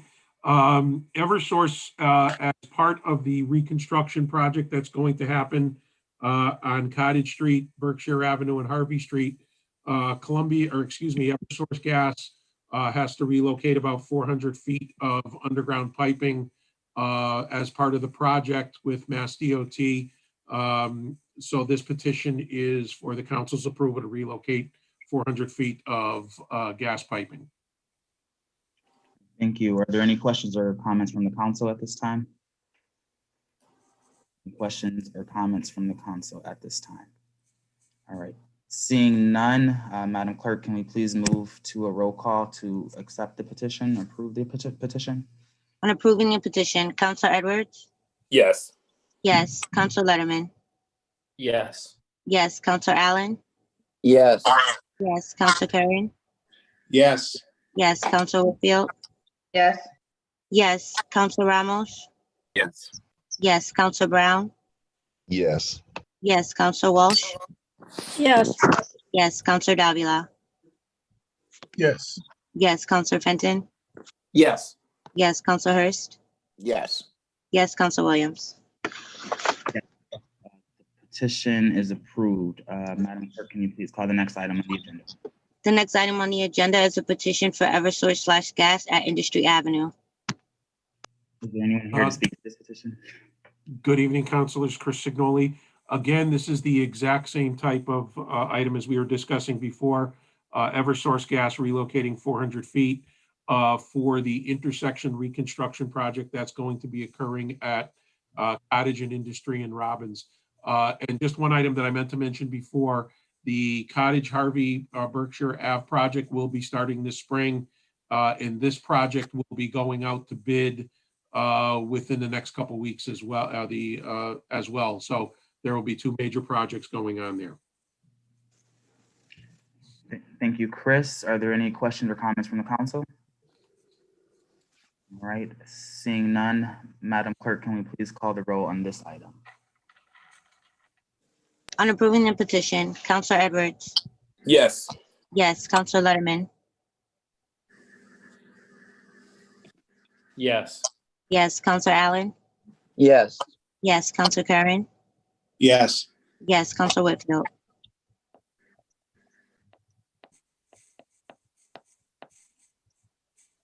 Councilor Whitfield. Yes, it wouldn't work. Yes. Councilor Ramos. Yes. Yes. Councilor Brown. Yes. Yes. Councilor Walsh. Yes. Yes. Councilor Davila. Yes. Yes. Councilor Fenton. Yes. Yes. Councilor Hurst. Yes. Yes. Councilor Williams. Yes, petition is approved. Madam Clerk, can you please call the next item? The next item on the agenda is the FY21 Shannon CSI grant. All right, is there anyone here to speak to the Shannon grant at this time? Thank you, Mr. President. Lindsay Hackett, Deputy CAFO, 80 Tamarack Drive in Springfield. This is for the 2021 Shannon Grant. The grant amount is $1,062,975. It funds, let's see, 1, 2, 3, 4, 5, 6, 7, 11 partners throughout the city to help with street gang violence. Okay, are there any questions from or comments from the council at this time? Councilor Whitfield. Well, I don't see anyone here from the police department to answer any questions that we might have. They're getting substantial amount of overtime to combat gang violence. But how? What are they doing? Is it any type of intervention, or is it, I don't know, is it prevention? I don't know. Also, I would love to know some of the data on how successful the organizations that are receiving this funding, how are they doing? Is there any outreach? So we don't have really anyone here to answer these questions. So I want to make a motion to send it to committee. All right, motion to send committee is on the floor. Councilor Allen, did you have it on the motion, or was it did you want to? No, it wasn't on the motion. It was beforehand. Councilor Whitfield, do you mind if we allow Councilor Allen the opportunity prior? Sure. Okay, Councilor Allen. Thank you, Mr. President, and thank you, Vice President Whitfield. Yeah, we talked about this in the finance meeting a few hours ago. Not to mention it was 4 hours ago or something. And it was a 5:30 meeting. It's 9:30, everybody. Anyway, I expressed some concern that in the past, Sergeant Brian Elliott came whenever these things came up, the SSYI, the Youth Initiative or something. Shannon, when I used to be involved in the Violence Prevention Task Force, there was a guy, Earl Harrington, who coordinated all the city view of all this stuff. There were questions being asked at the finance meeting that nobody could answer, and Lindsay was trying to answer, but she's the financial person. So I think youth violence is still a problem. Councilor Whitfield has started an initiative on it a few weeks ago. I would like to second that. Lindsay, let us know if there's any risk to the money not coming through and not accepting it tonight. But I think we should. I'd like to see the right people from the police or whatever just come and tell us about how this money is getting spent. Yeah. No, there's no nothing negative could happen from sending it to committee. I mean, I support it being sent to committee. I know that there's been questions for a while that, like you said, Councilor Allen, I'm not able to answer programmatic questions, so. Okay, thank you. So I second Tracy's move to committee. All right, there's a motion on the floor made by Councilor Whitfield and seconded by Councilor Allen. Councilor Walsh. Mr. President, my question was answered. I was just concerned about if there's any risk in the delay, so I will support the motion. Thank you, Councilor Walsh. All right, so we have a motion to send this to committee. Madam Clerk, can we call the roll on that item, please? On sending the item to committee, Councilor Edwards. Yes. Yes. Councilor Letterman. Yes. Yes. Councilor Allen. Yes. Yes. Councilor Curry. Yes. Yes. Councilor Whitfield. Yes. Yes. Councilor Ramos. Yes. Yes. Councilor Brown. Yes. Yes. Councilor Walsh. Yes. Yes. Councilor Davila. Yes. Yes. Councilor Fenton. Yes. Yes. Councilor Hurst. Yes. Yes. Councilor Williams. Yes, item is sent to committee at this time. And I'm not trying to see, that would be public safety, chaired by Councilor Ramos. Madam Clerk, can you please call the next item on the agenda? The next item on the agenda is the senior aid grant increase. All right, is there anyone here to speak to this grant? I don't see anyone, so I can speak to this one. Mhm. So this is an increase to the Senior Community Service Employment Program, CSEP. This is an increase of $275,104. This grant supports the community service program, which low-income seniors are paid for community service. And during COVID, the community service locations they're able to participate in is Lorraine Soup Kitchen, Martin Luther King Center, New North Citizens Council, and Springfield Partners for Community Action. Thank you, Lindsay. Are there any questions or comments from the council at this time? Seeing none, Madam Clerk, can you please call the roll on accepting the grant? On accepting the grant, Counselor Edwards? Yes. Yes. Counselor Letterman? Yes. Yes. Counselor Allen? Yes. Yes. Counselor Curran? Yes. Yes. Counselor Whitfield? Yes. Yes. Counselor Ramos? Yes. Yes. Counselor Brown? Yes. Yes. Counselor Walsh? Yes. Yes. Counselor Davila? Yes. Yes. Counselor Fenton? Yes. Yes. Counselor Hirsch? Yes. Yes. Counselor Williams? Yes, the grant is accepted. Madam Clerk, can you please call the next item? The next item on the agenda is the EOHHS Youth Homelessness Grant increase. Is there anyone here to speak to that item? President Tim Sheehan. It's a $160,000 increase in the state grant that we get annually for service to 18 to 24-year-old youths that are facing homelessness. The type of activities that are being supported with the increase include rental assistance.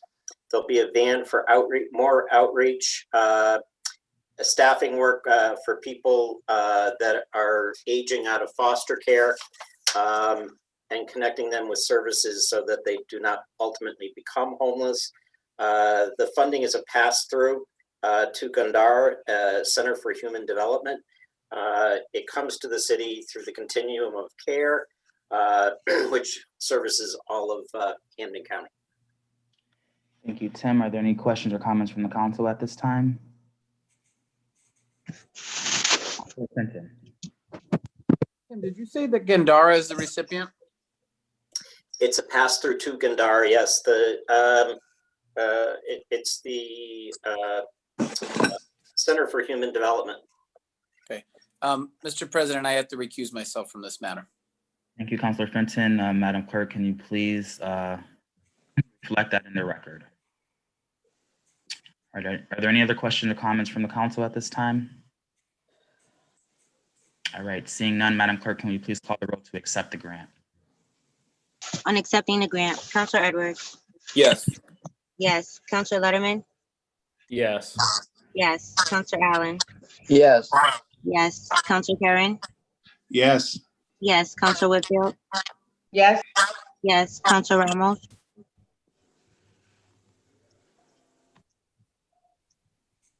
Absent. Counselor Brown? Yes. Yes. Counselor Walsh? Yes. Yes. Counselor Davila? Yes. Yes. Counselor Fenton recused. Counselor Hirsch? Yes. Yes. Counselor Williams? Yes, the grant is approved. Madam Clerk, can you please call the next item on the agenda? The next item on the agenda is the Barn JAG grant. Is there anyone here to speak to that item? Thank you, Mr. President. I can speak to this one as well.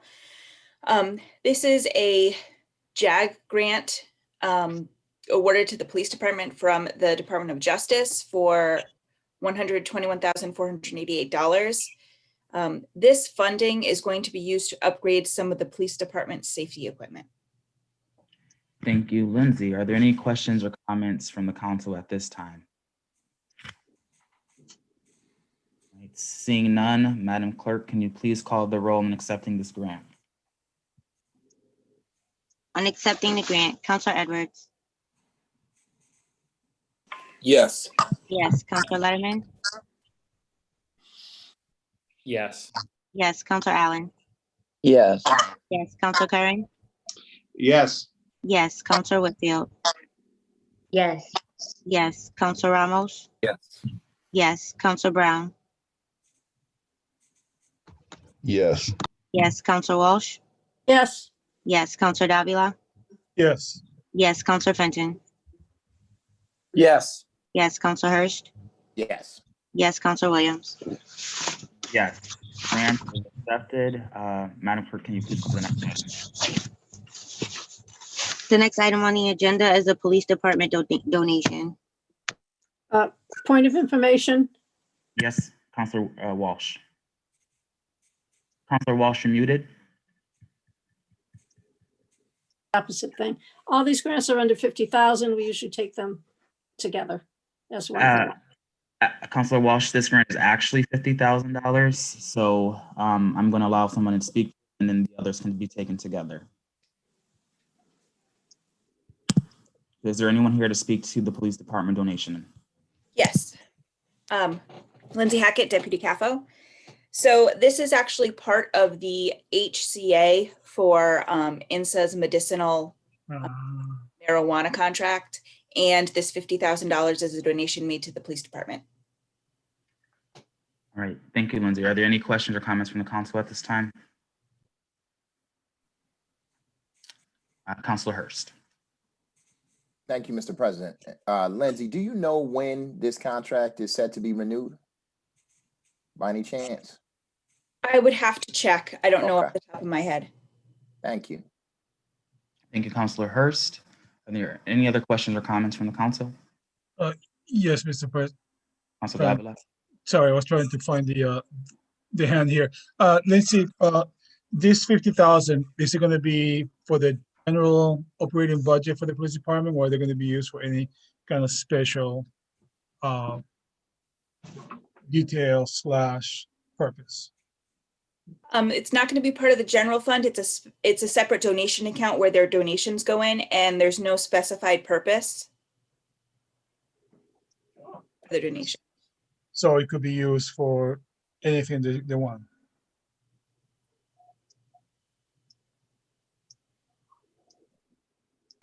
Are you done, Counselor Davila? No, I'm just trying to further explain. So that means even though it's going to go into a general different account, it can be used for anything they wish, right? Correct. Yeah. If a donation or a grant doesn't come with a specified purpose, it's generally up to the departments to spend it. Thank you. Thank you, Counselor Davila. If there are no other questions from the council at this time, Madam Clerk, can we please call the roll to accept this donation? On accepting the donation, Counselor Edwards. Yes. Yes, Counselor Letterman. Yes. Yes, Counselor Allen. Yes.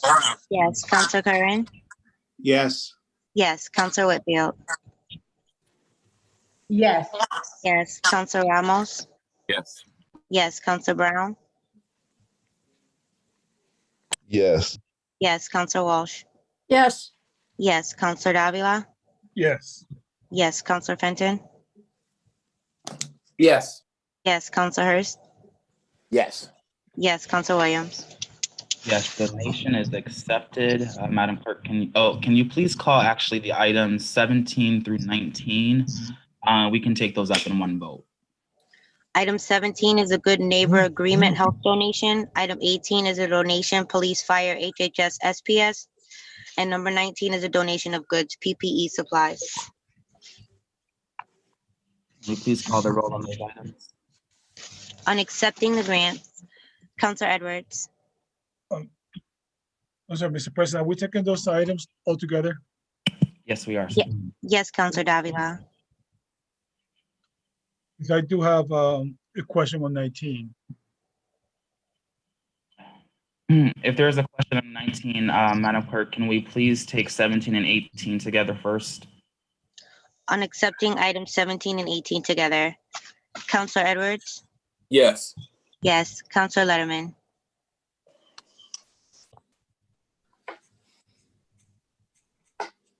Yes. Yes, Counselor Allen. Counselor Allen. I'm sorry, Absent. I muted myself. I'm sorry. It's Yes. okay. Yes. Counselor Curran. Yes. Yes. Counselor Whitfield. Yes. Yes. Counselor Ramos. Yes. Yes. Counselor Brown. Yes. Yes. Counselor Walsh. Yes. Yes. Counselor Davila. Yes. Yes. Counselor Fenton. Yes. Yes. Counselor Hurst. Yes. Yes. Counselor Williams. Yes, grants are approved. Madam Clerk, can you please call item number 19? Item number 19 is a donation of goods, PPE supplies. Okay, and Counselor Davila, I'll let you ask the question to the. Thank you. Is my educated guess that Lindsay will be speaking on this as well, Mr. President? Yes. Okay. Lindsay, just a quick question, because I'm great that Ocean State Job is going to be donating all this equipment. Do we have a value to this equipment, to this PPE, a value amount? $12,000 is the estimated value. $12,000. Now, since you're the only one here, I need to ask you, if you don't have the answer, I understand, but it seems to me that we are getting a lot of, thankfully, thanks God that we're getting a lot of donations for PPE to help the first responders battle this god-awful pandemic and the city. And I know we're getting a lot of donations from, God, so many people that have been so kind. CCR, for example, comes to mind, and so many others. I do believe Smith & Wesson might have donated, and some other big companies. But is that the plan the city has when it comes to PPE, to ask for donations? Or do we actually have a financial line item ready just in case the donations dry up? Because we've been lucky so far. So I will, if you know the answer, it'd be better. Yeah, no, absolutely not. The city's gotten millions of dollars in grant money, and any PPE that we've purchased much more than we've been donated, and all of that has been offsets to grants.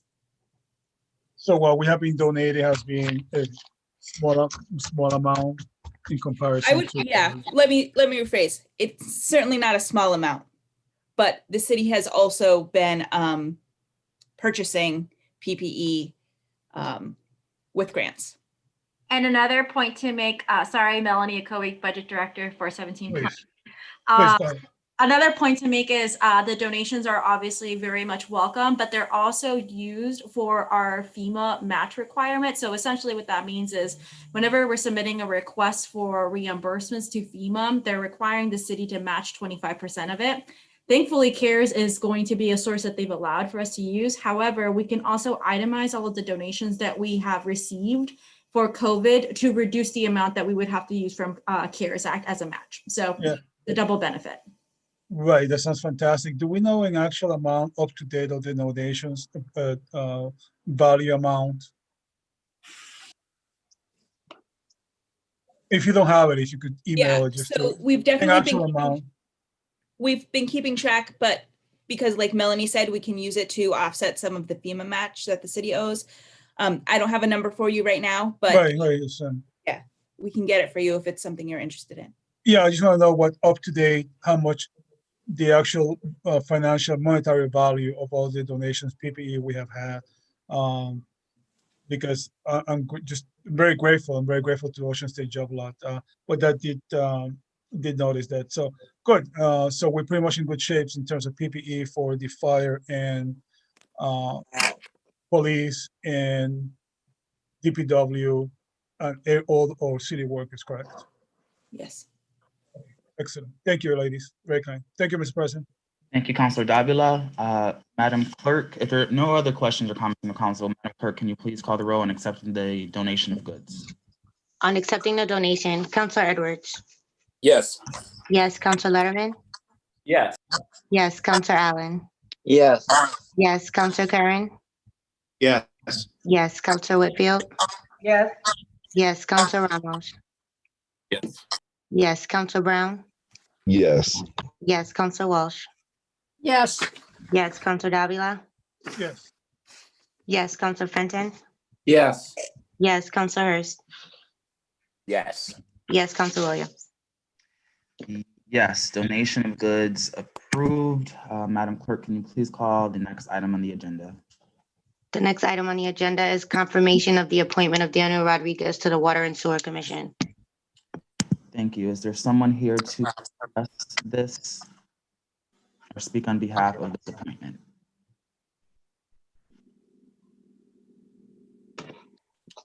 I will again ask, is there someone here, is the person being appointed, Daniel Rodriguez, in attendance this evening?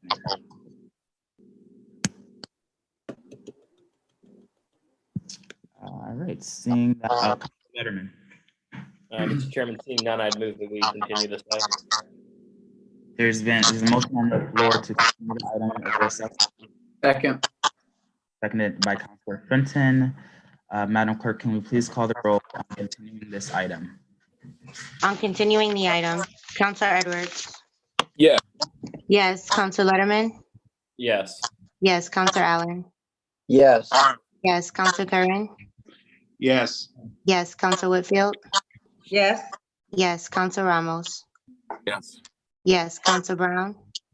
Yes. Yes. Counselor Walsh. Yes. Yes. Counselor Davila. Yes. Yes. Counselor Fenton. Yes. Yes. Counselor Hurst. Yes. Yes. Counselor Williams. Yes, item is continued. Madam Clerk, can you please call the next item on the agenda? The next item on the agenda is a budget transfer across departments. All right, is there anyone present to speak to this item?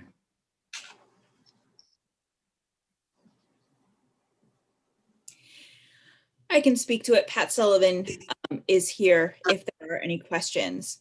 The first one is 336. So this transfer for $336,530. It's going to be moved from the reserve for contingencies line over to the Parks Department to cover a deficit in our projected spending for water and sewer, and also for our forestry line item. So councilors, we got hit hard with two storms, late summer and early fall. Can you just state your name and address for the record? Sure. Patrick Sullivan, Arvesta Street, Springfield, Mass. We got hit with two pretty good sized storms in late summer and early fall last year. Our forestry crews did a great job, but they were supplemented by our outside tree service companies as well as Eversource tree companies to get the city cleaned up. And then with the water department, we've had probably more than usual because of COVID of use of our splash pads. And then we also, as came up when we did the golf course transfer for those projects, we were dependent on our city water to maintain Franconia Golf Course, which caused an increase in our water bills, and that will be corrected with the money when we can dredge that pond. So we'll be moving in the right direction with that project to save. That won't be an annual occurrence once we dredge the Franconia irrigation pond. Are there any questions or comments from the council? Councilor Fenton. Thank you, Mr. President. I just have a comment I'd like to make. And Lindsay, I want to follow up with you and TJ on this. I understand that the Water and Sewer Commission over the course of the last few years has been transitioning towards charging the city for the splash pads and some of the irrigation systems that they haven't done in the past. And that's fine. But I would like to have a discussion with you offline. I'll follow up with you about it to determine if there's any city-owned real property that the commission is using that we could be leasing to them to recapture some of those funds. And I've got a few ideas for places where I think they may be possessing property where we own the dirt. So I'll follow up with you on that.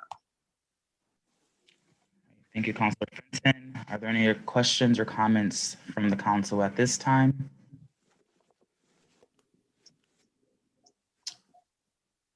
All right, seeing none, I just want to remind councilors that 9 votes will be needed for passage on this particular item. Madam Clerk, can we please call the roll on this budget transfer?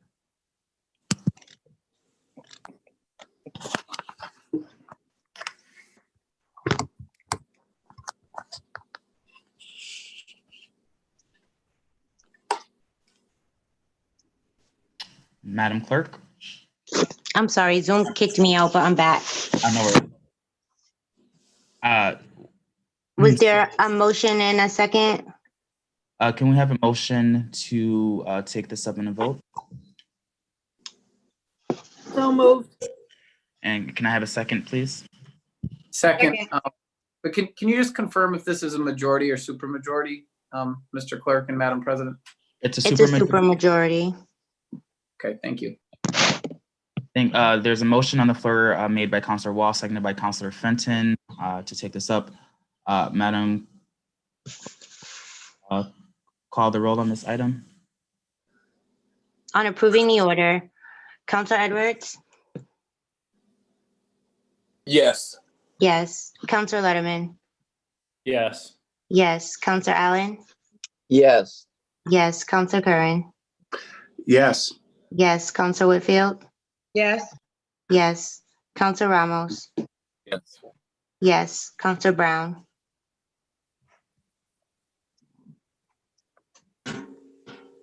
Counselor Brown? Absent. Counselor Yes. Walsh? Yes. Yes, Counselor Walsh. Yes, Counselor Brown. Counselor Davila? Yes. Yes. Counselor Fenton? Yes. Yes. Counselor Hurst? Yes. Yes. Counselor Williams? Yes. The item is approved. Councilors, just to let you know, the time now is 9:54.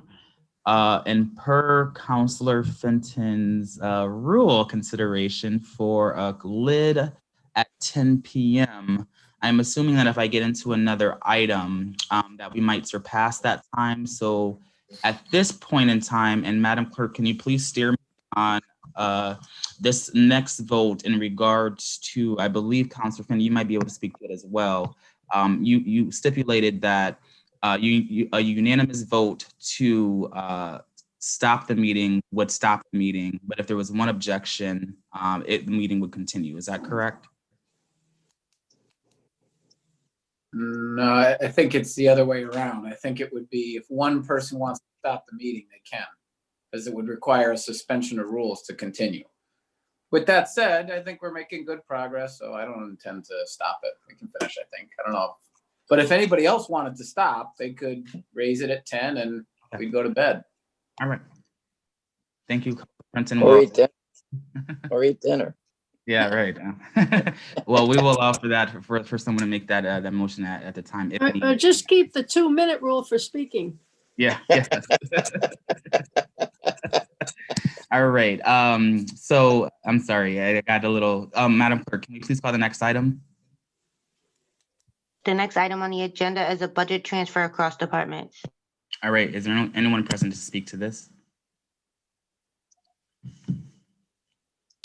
Sure. So this is another transfer from reserve for contingency for $162,000.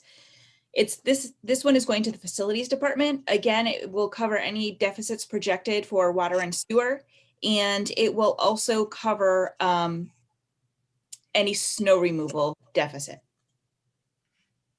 So, Councilors, as you know, we've gotten into a snowy winter after all. And when we projected this, we had projected for 3 storms. One of those extra 3 storms was this weekend. Our second storm is scheduled for tomorrow night and then possibly another one this weekend. So there's a chance I could be back again for additional monies on snow removal, just to caution you all, but we're doing our best to keep costs down. Thank you. If I could just say something to that.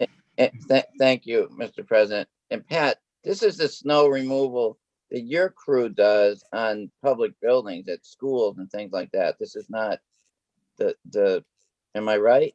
Yes, so this is for City Hall complex, police department, fire department, libraries across the city. So, we equally have a good share of responsibility when it comes to snow removal. You think of 57 school buildings that require it. We have hundreds of miles of sidewalks that we have to clear throughout the park districts. And I have to really credit our crews. I think they do a great job in trying to turn everything around within 24 hours. Thank you. Thank you. Are there any other councilors who wish to give comments at this time? All right, seeing none, can I have a motion, please, to entertain a vote at this time? So moved. Can I please have a second? Second. All right, so moved by Councilor Whitfield. Madam Clerk, can you please call the roll? On the motion to approve, Counselor Edwards? Yes. Yes. Counselor Letterman? Yes. Yes. Counselor Allen? Yes. Yes. Counselor Curran? Yes. Yes. Counselor Whitfield? Yes. Yes. Counselor Ramos? Yes. Yes. Counselor Brown? Yes.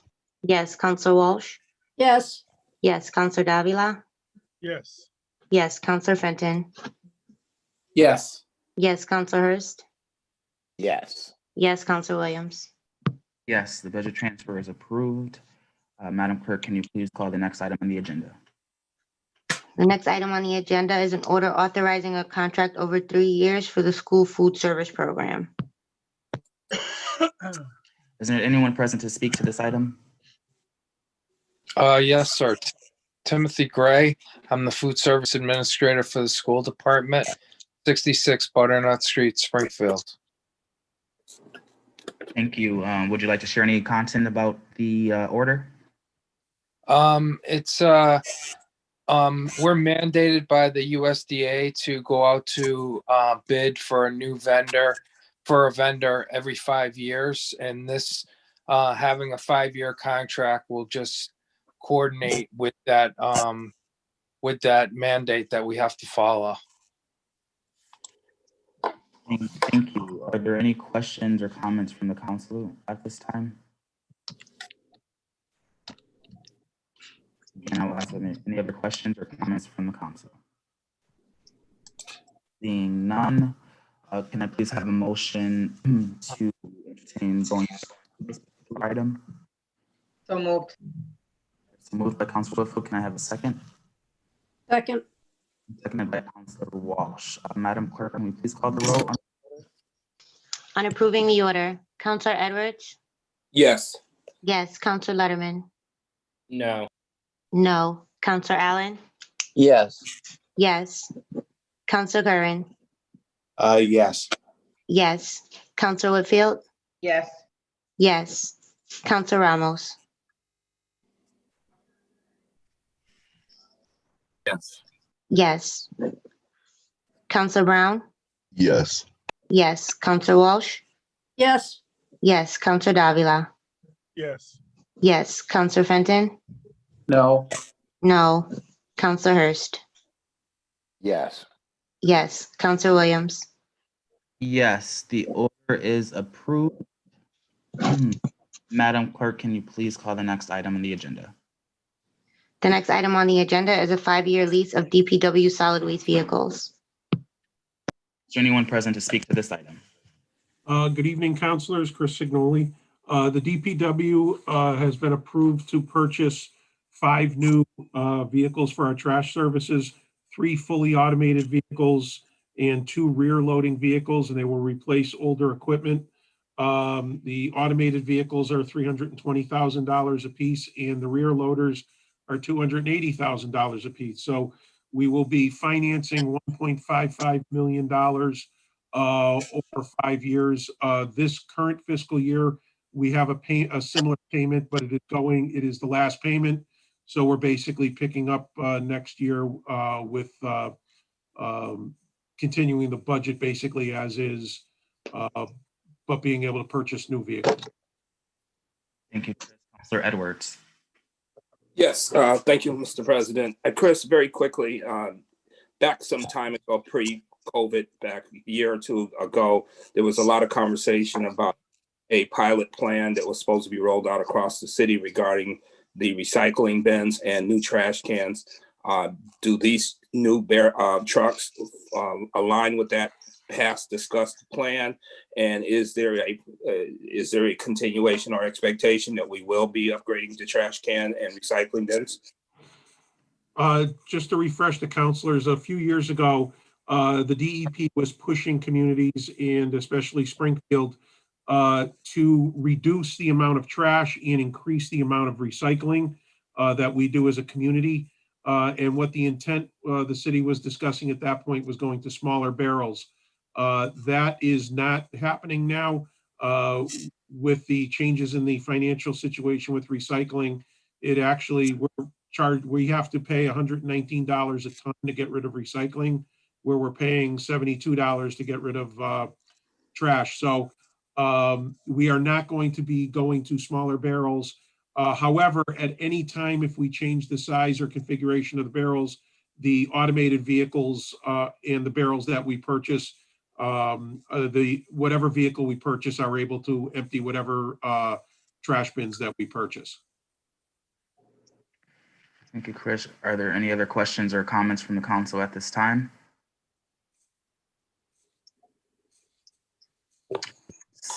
Seeing none, can I please have a motion to send this to a vote? So moved. So moved by Councilor Whitfield, seconded, please, by Second. Councilor Walsh. Madam Clerk, can you please call the roll? On approving the order, Counselor Edwards? Yes. Yes. Counselor Letterman? Yes.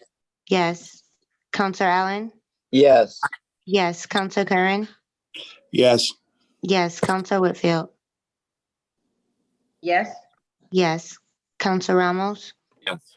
Yes. Counselor Brown? Yes. Yes. Counselor Walsh? Yes. Yes. Counselor Davila? Yes. Yes. Counselor Fenton? Yes. Yes. Counselor Hurst? Yes. Yes. Counselor Williams? Yes. The order is approved. Madam Clerk, can you please call the next item on the agenda?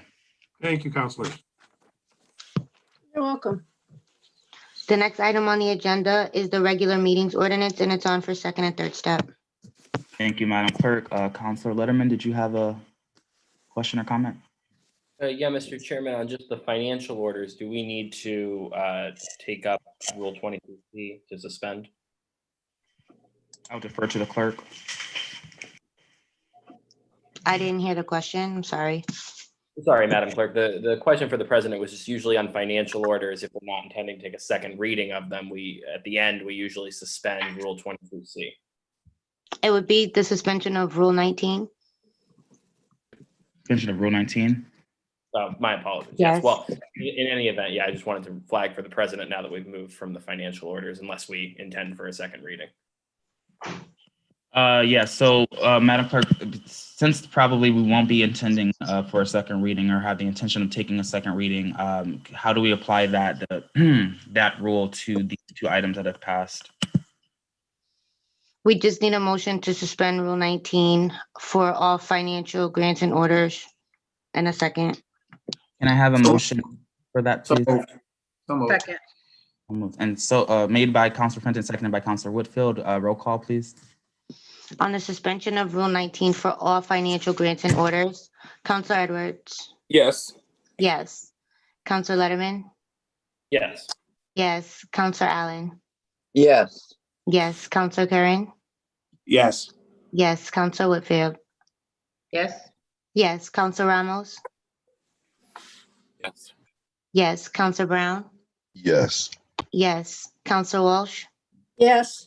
Yes. Counselor Davila? Yes. Yes. Counselor Fenton? Yes. Yes. Counselor Hurst? Yes. Yes. Counselor Williams? Yes. All right.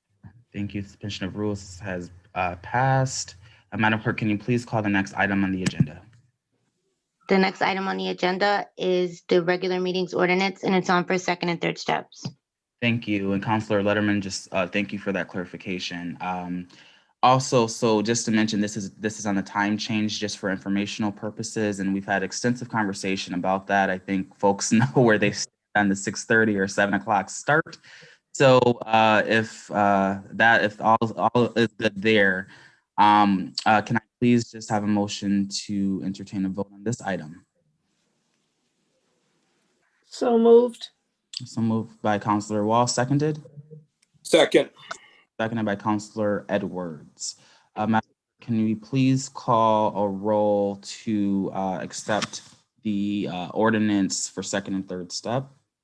On approving the ordinance, Counselor Edwards, Hey, we got hands up. Oh, I'm sorry. I'm sorry about that. Counselor Whitfield. So I don't agree with the time change still. And I wanted to make that clear. You look how long we've been on this meeting. And we started at 6:30. So you guys made a time change to end meetings at 10. That's what they're gonna be ending. And so if we don't get through, that's what's gonna happen. I'm just throwing that out there. Whitfield, sorry for the oversight. Counselor Walsh.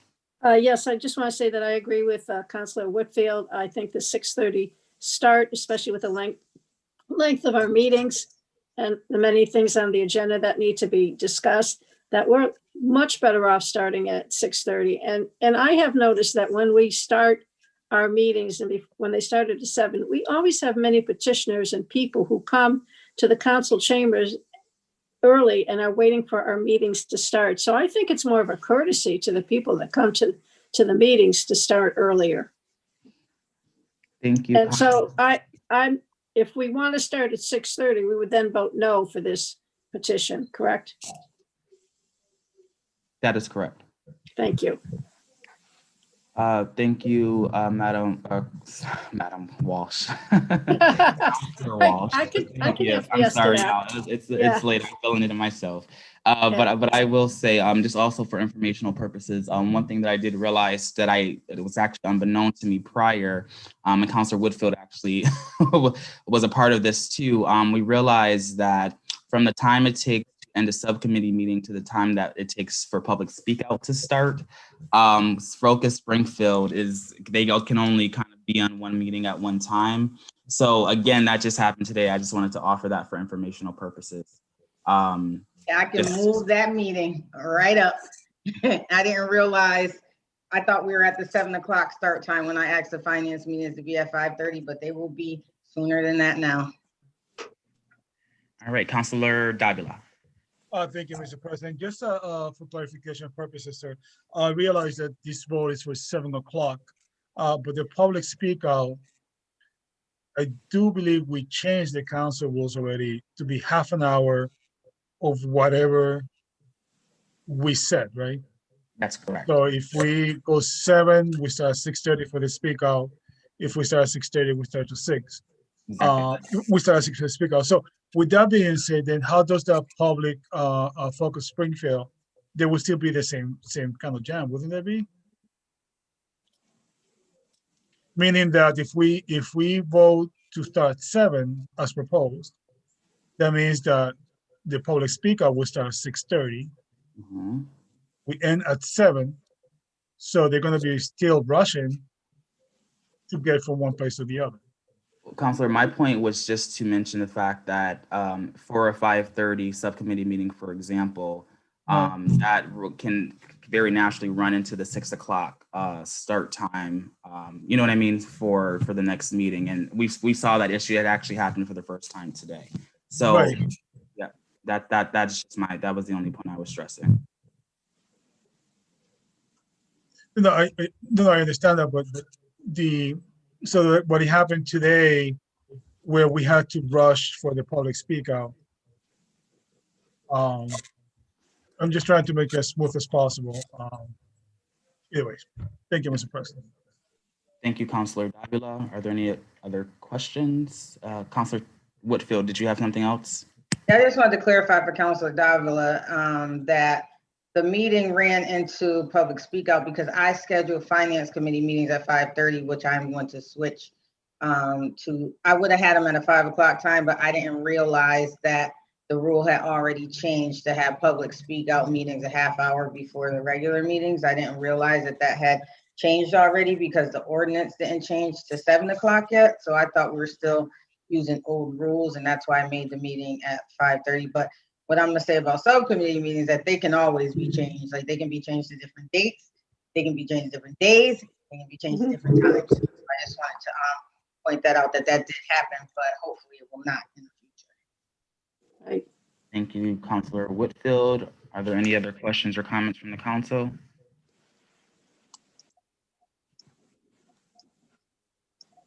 All right, seeing none, I believe we already had a motion on the floor and seconded as well. Madam Clerk, can you confirm that? Yes. Okay. So at this time, can we please move to a roll call vote to accept the 7 o'clock time change, the ordinance that will stipulate that?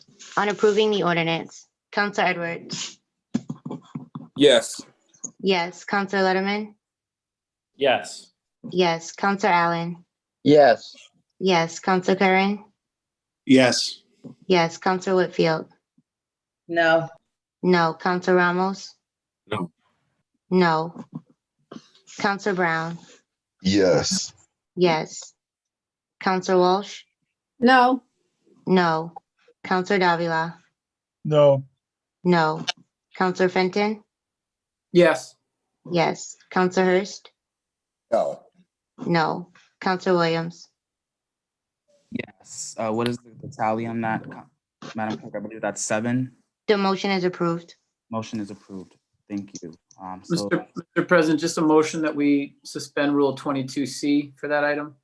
yes. Yes, we were about to. Yes.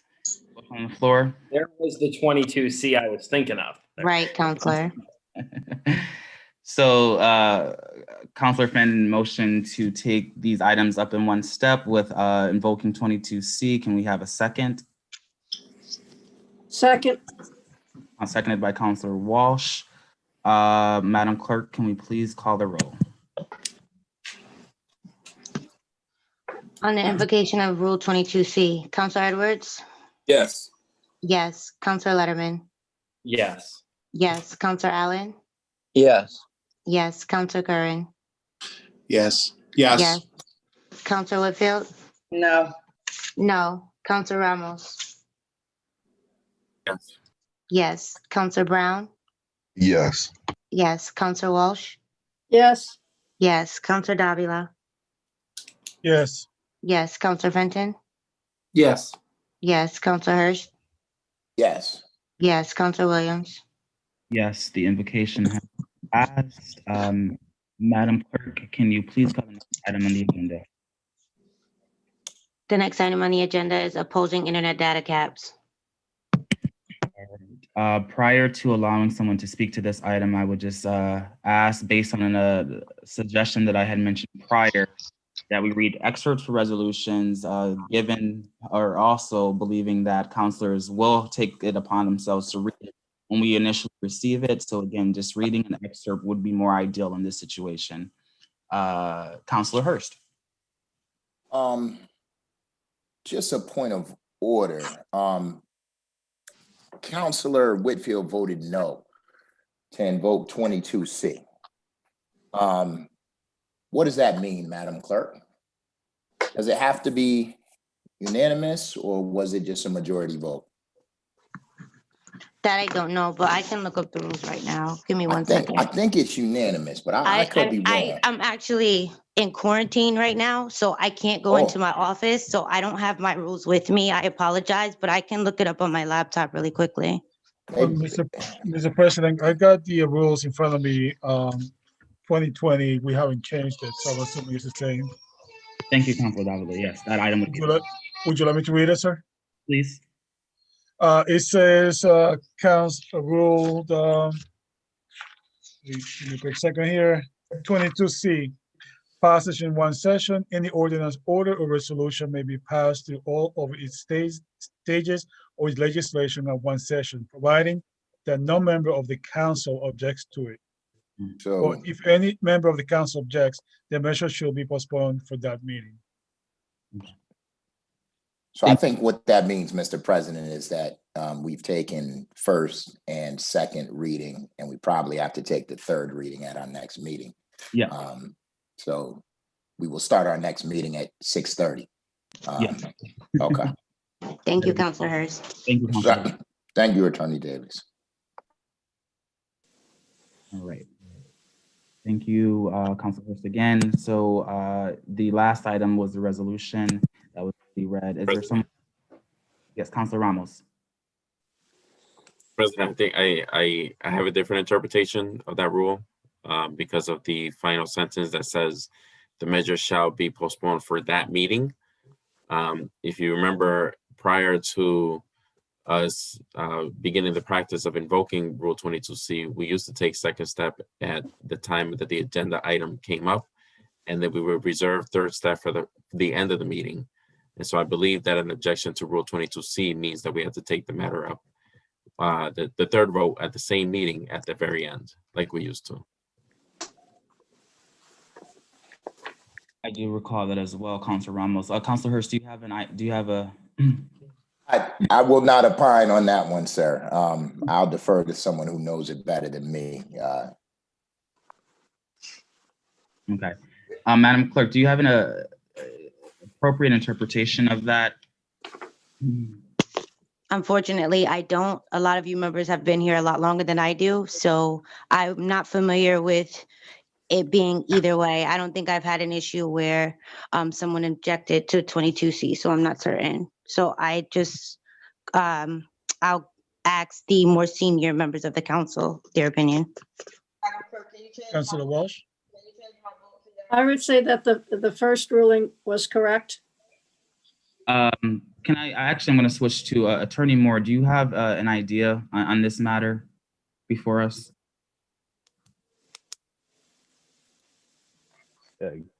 Counselor, I think that both interpretations make sense. So, at this point, as I've said in the past, it gets deferential to the president's judgment. So I'll leave it at that. Let's change my vote because if we have to vote on this again, I'm going to shut this meeting down. I am not doing it again. Listen, I appreciate the interpretations as read. I will honestly give Councilor Hurst, we can move your way on that. As you had mentioned it first, I understand how things happen in the past, but that kind of is ambiguous in some way. So I am more than happy to pick this up for another last reading if that's needed. Councilor Fenton. Information. Just thank you. And that's fine, Mr. President, we can do it that way. I just want to go back to a time long ago before we suspended this rule. And I think what Councilor Ramos was getting at is that the invocation of the rule isn't so much about disposing of it in one night as it is disposing of it in one vote. The common practice used to be you would do first step on night one, and then you would do second and third step as two separate votes on night two. And so if someone was to object to doing second and third step together, I don't think that stops us from taking third step up tonight. It just stops us from doing second and third step as one. That would be my, perspective on it, given the way that we handled in the past with second and third step being separate votes on the same night. But with that said, it's getting late and I am fine with meeting at 6:30 for the next meeting and continuing to the next. Well, I will. The last comment I'll make on this is, Councilor Whitfield, would you be amendable to that as the person who objected? I would be amendable to changing my vote to yes. So we can leave it alone. We start at 7 next week. Thank you. I don't know if that's a Madam Clerk, can we? I don't know if you can do that. No, President Williams, you just have to make a decision on the rule. Just do it. We can do it tonight. I don't care. Okay. All right. So if that's the case, based on what Councilor Whitfield said, we can certainly do that tonight. So would that mean, Madam Clerk, that we would have to take the second vote now and the third after the resolution? Either way, it doesn't matter. Okay. So we'll do the second, then the second step. I'm sorry, the second vote, and then we can take the third, as I mentioned, after the opposing internet data caps. Point of order, Mr. Chairman. I think we took the second vote. We took a second already, so we can do the third after. I'm sorry, y'all. It is really late. That's all right. That's why you should start earlier. Let's continue with the resolution. That item has already been read. Is there someone to speak to the resolution? Councilor Letterman.